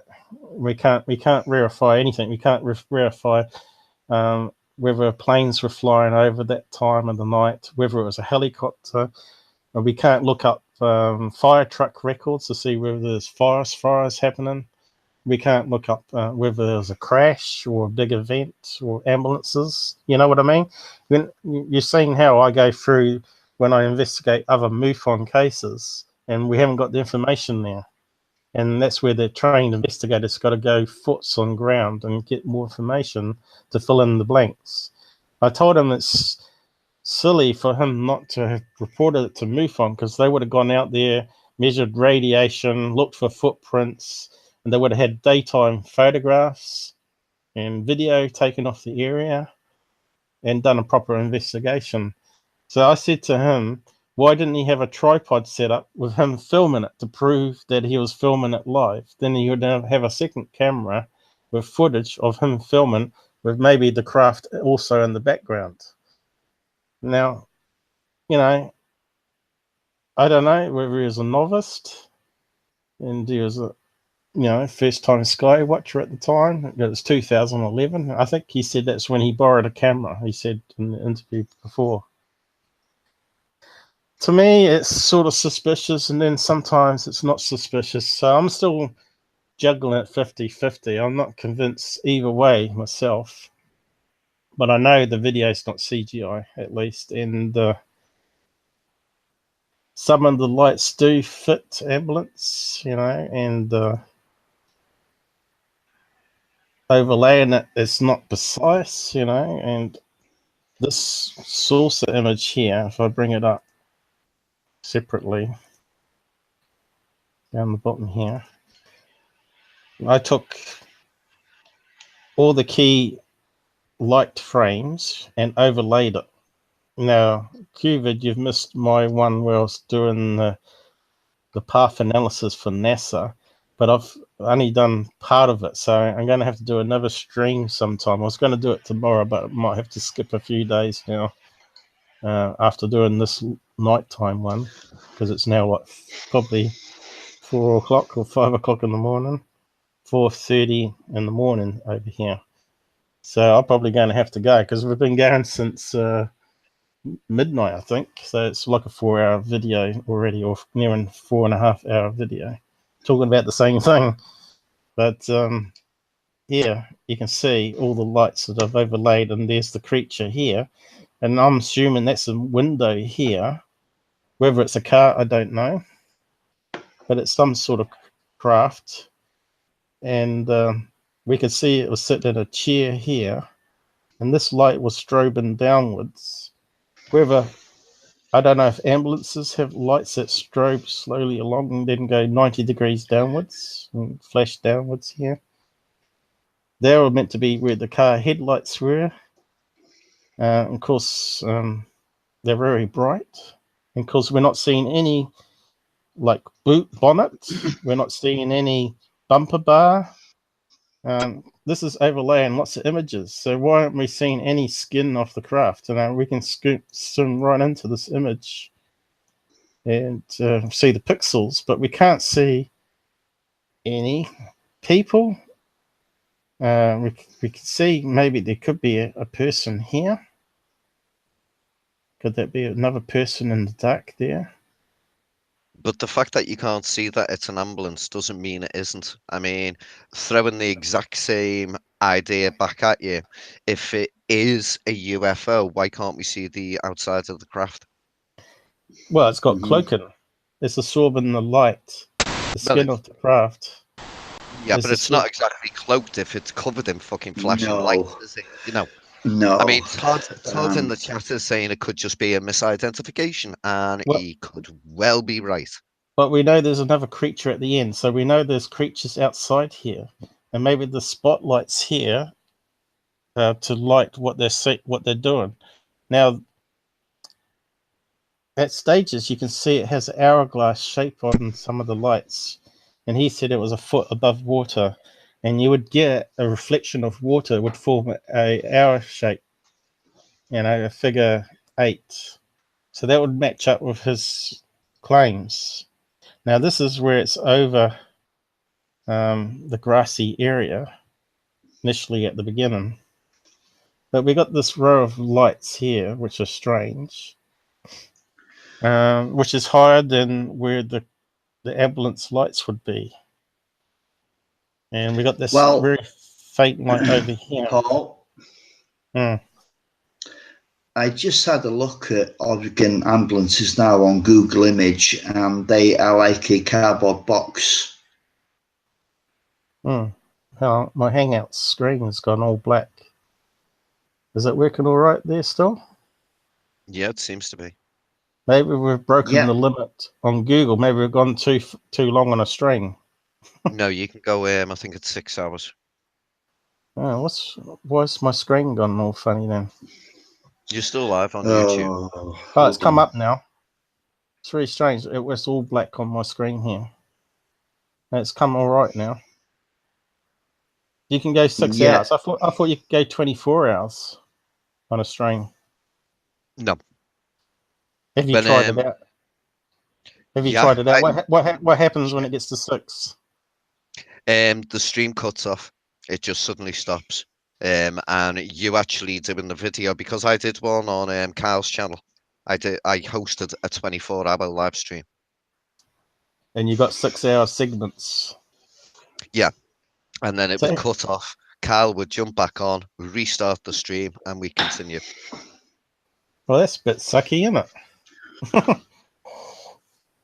You'd think it would automatically cut it up automatically for you. So when it gets to the 6-hour maximum, then it would make another one called number 2 or something off the same stream name, but automatically change the title for you. Well, I actually thought at one point we'd been going for 8 hours, but in actual fact, we hadn't. It cut off, and we hadn't even realised. It's amazing how long the streams can go on, and time flies, and you don't realise how long it's gone on for. Because you're so involved in the topic and trying to debate it or whatever, or debunk it. My streams get quite technical and involved, but that's what you got to do to try to determine things. And I've still yet to show you how to zoom in and cut out like that balloon one and show it an animation of a graphic. So I've yet to do that, but I've still yet also to finish that path analysis I'm doing to try and work out that NASA video, which is quite an interesting video. But talking to Earl, he's actually he said a brother-in-law worked on the project for that TEFA, which is quite amazing because he worked for NASA. So he's got quite a lot of contacts, through his mother. Used to get people jobs working in these secret underground bases, They did, and she's the example why people like Bob Lazar could be hired that haven't actually got degree and qualifications, but has got the brain capacity to actually work on these secret projects. And of course, what they do is they modularize it, so everyone works on a particular part of the project, like they did for the nuclear bomb. But overall, it forms the complete project. But everyone only sees a part of the project; they don't know what they're working on.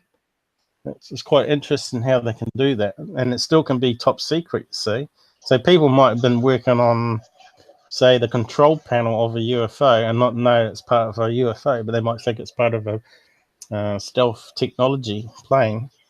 And the next one might be working on cloaking technology, which absorbs radar, also light. So yeah. So what's happened to my side chat? Oh, here we are. Got to click on it. Todd is back. He hasn't left the building. It may be painted gun metal grey, but if we were white like an ambulance, there would be a glow at least. Not sure how you get around that. See, yeah, I don't know. With all those lights, you'd expect it to reflect off some glass or chrome, unless they painted the cars all black, which is possible. We're not saying it. Any video can be faked. We know that, depending on how much money you want to spend and how much time you want to spend. Now, we can only do so much with video analysis, and no one's going to ever believe a video, are they? They're going to need to also have physical evidence to back up that video, like MUFON go there and saw footprints or found some metal from the craft, and the metal is not normal alloy, or it's got some rare earth that's not found in our galaxy, or whatever, you know. That's when people might start believing the video if they find physical evidence. But it's all interesting, this stuff, you know, and this is why we're interested in it, because we know we've got friends that seen these craft that are not ambulance lights, you know, they've actually seen them in daytime or close to evening at sunset, and they see these silver craft hovering and then shoot up to the stars in a few seconds and blink out. You guys are picking up that sound? Hey, QVid, I wouldn't mind doing that at all. I wouldn't mind answering your questions at all.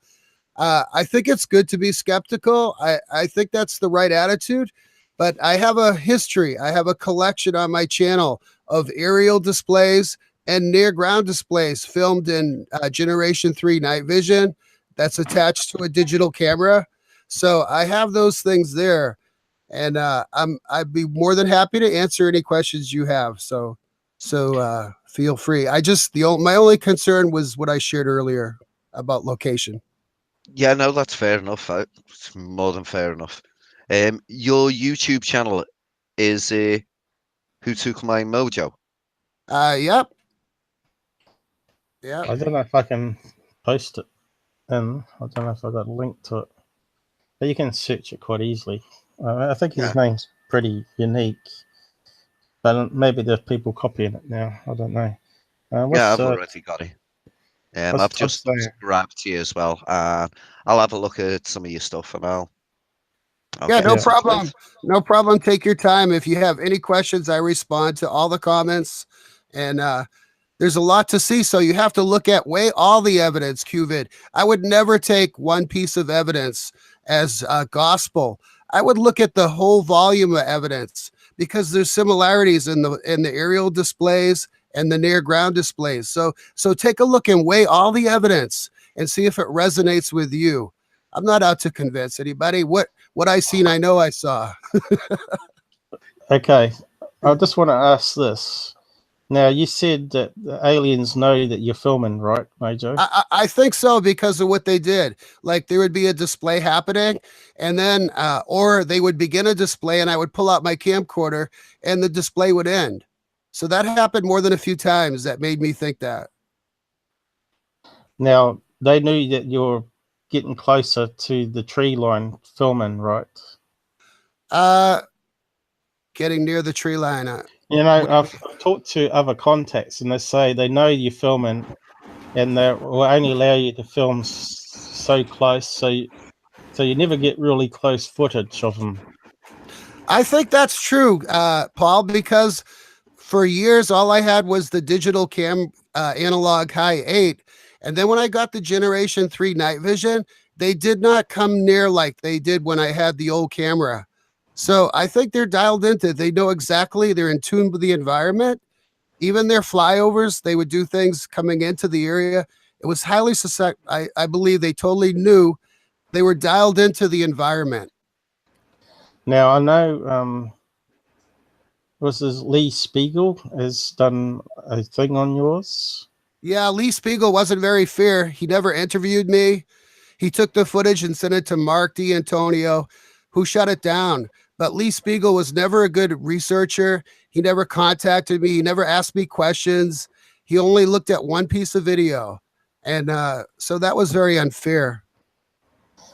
But I looked at some of the footage that Mac did, and I must admit, it's very hard to tell whether it wasn't like a plane rather than a triangle. Was it a triangle footage? I think it was. Yeah, some of my footage has non-blinking lights, and I've done some new analysis that show the lights change color. So the actual individual light changes from amber to orange to red. They change size. So those are unusual things that you won't see in FAA navigation lights. they usually have to strobe, or they usually have to have a red or green. Red on the starboard, I believe, or port, and green light on the starboard side. So answer me this. Why didn't you ever set up a tripod to film you filming? I did. I set up a tripod, but I have to hike over a creek with a backpack with 2 cameras and all my gear. So I took a tripod out and I did film some with the tripod, but a lot of times it was just extra heavy and more work to carry stuff out there. But I've never seen any footage of you recording yourself filming the UFO. Oh, of myself? You mean me in the picture? No, I don't like to be. I don't want to be on the camera. Yeah, but if it's filming your back, it doesn't matter, does it? I never thought of that. Actually never thought about. I usually put perspective. I usually put like a tree or show perspective with a flashlight. I'll shine the light around where I'm located to show perspective. But you're right. I never actually sat in the camera. I never thought of that. And also, if you've watched my debunks, you've never ever used the smartphone apps to say, there you go, there's no plane. You know, you aim it at the light going across the sky, but you haven't shown on a plane finder app, or you haven't done it on a satellite app like Heavens Above. You need those 2 apps to prove that it's not man-made in the sky, or a reflection of Venus or whatever, swamp gas. That's actually a good point. And but the object looks, it's displaying things that are so unusual, different than a conventional aircraft. And the ones that are kind of close to a conventional aircraft, like say it's just an individual light, because I have some spheres, I actually do go to the website and check to see what flies over. Like one of my orbs, I actually did that. If you go to my channel, there's a beautiful orb. It's at sunset. And I actually checked this. I actually checked that website you talked about to make sure there wasn't a satellite or airplane. Yeah, but it will be good in future if you do film. I'm not sure if you can keep your privacy with it though, but it's probably easier to film the smartphone with the object up in the sky and say, well, there you go, it hasn't come up as a plane and it hasn't come up with an ID. But of course, military. I should do that. That's a good point, Paul, and I think I'll do that. I think if it helps to support, and if it helps to support, I'll do it. I don't have any reservations. I'd rather show people. I'd rather show people that evidence. You can blur out the ID of the plane because it may give away your location, I guess, or you could show. I don't know how you do it to keep your privacy, but it depends. If it's close to your house, I can understand why you want privacy, but if you've caught it further away from your house, Paul, I want to make another statement about my privacy. This year, I haven't seen anything, and I've gone out sky watching, so my privacy is less a concern. So hopefully, in the future, when I know things are away from this area, I don't mind showing things like that because people can come here and the event's over. So that was the main thing. So maybe privacy will be less a concern to me, once I know what the season turns out. Maybe what I need to do is condense this live stream into of you chatting so people can actually hear what you say, if you know what I mean. So I might have to do that tomorrow or next day. And maybe then Il and these other guys can listen to what you say. But they'll still say, because you don't give a location, that's a red flag. And that's okay. I'm hoping that Earl will do an honest analysis of the overall weight of the evidence on my channel. Don't go by one footage. Don't go by one piece of evidence. So have Earl take a look, because I think there's enough there to show any skeptic it's something unusual. Well, really, you two need to get together. Now you got not Netscape. I keep saying Netscape. Hangouts working. Maybe you can communicate that way, because as you see, Earl has been on the channel. I was hoping that he might have been around today and hopped on and just done a quick chat with you that you're now on, and everyone else can chip in and ask. because this is kind of laid back. You know, we're not doing these organized set times to do live streams. So I come on at random times and see who's about, and if not, they can watch it later. But today's been a tricky one for me because it's early in the morning, and I'm trying not to upset other people in the house that are trying to sleep. So I probably already have, but this has just been like one-off so far anyway, and see how it goes. But it's been good. You know, we've had all my regular fans on, and because we're sort of like an older generation UFO clan that grew up with all the classic sci-fis and the non-PC political correct crowds. You know, we speak our minds and we call a spade, and that's why we probably more like Trump, because Trump's a bit like that. He speaks his mind and he doesn't care who he upsets. So, you know. Don't talk about Trump while Jax is here. This can only go bad. Is he an anti-Trumper? He doesn't believe. He doesn't believe in my statement. In Trump we trust. That recently passed away. Yes. Yes, Dr. Lear passed away a couple of seasons back. Yep. It's too bad. I've actually been looking into the implants thing, and Jerry Cobol that's done patient 17, and I've looked at some skeptic sites which I've posted on my fan page. If you've not had a look, go and have a look. On Twitter as well, I've posted it, and also Google Plus, I've posted the links. But I've posted various links on Jeremy being interviewed about his patient 70 and what he had problems with believing, whether they did a proper investigation that couldn't have been somehow skewed the results. But I've had a look at another skeptic page, and he said that there are reasons why material can emit frequency, you know, radiation decay. But there's also a way where light can enter a material and produce a signal back. And it's called phosphorus or something like that. Phosphorescence or something like that. Yeah, you have to, Paul, you have to look at one of Lear's recent videos before he passed on. That's what I'm talking about. It was the case of Colorado. I just want to make sure QVid hears this.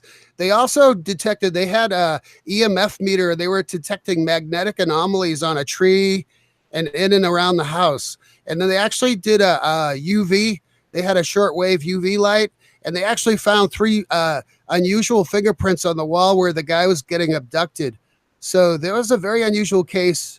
There was plastic. Wasn't that UFOs over Earth or something show from MUFON where the plastic knives in the drawer were actually magnetized? Yep. Which is non-metal. Yep. Mm. Yep. So, it's UFOs on Earth. They only did 3 episodes and it got cancelled for some reason. But I thought it was a good making of a show because we need more UFO shows like that. We had UFO Hunters that got canned by History Channel. They were getting too close to the subject. I think that's why they got shut down. Yeah. I think we had some chat on the side here that I might missed what Todd was saying. My eyesight's going now because I'm going to have to bugger off soon. I think the channel's Google's going to stop it soon anyway. But yeah. Like I said, I was investigating this and I was looking at the debunked claims, and I also was talking to my mate who's like a conventional science skeptic, and he's got his own theory about how the universe works, and he's got a theory called Anderson fractal density theory, and he's trying to write a book. But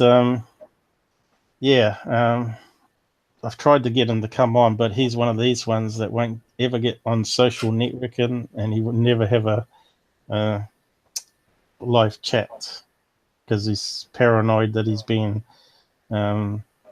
looked at by the government, because he says his house has been raided so many times now, because he's got a whole stack of satellite dishes in his backyard. He's like that place in Australia. He's got a flatmate that's big into decoding satellite signals and selling boxes from the house, and they can pick up like 3,000 channels worldwide on the setup he's got in his yard.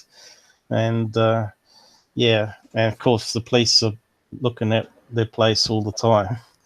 So he's paranoid about coming on, but he debunks the isotopes, from outside our solar system. He says that's all creation theory, and he debunks the Big Bang stuff and all that, and he's got his own theory and says how they're corrupting science, and he can disprove a lot of the experiments in mathematics, and he's a wee bit over my head.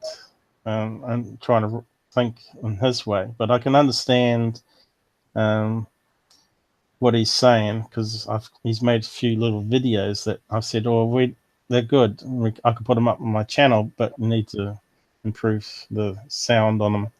But again, he's trying to keep control of copyright on it all, obviously, and he wants to get all the experiments and mathematics right before he publishes. But yeah, so I've talked to him about the implants and all that, because he's a big skeptic, science skeptic,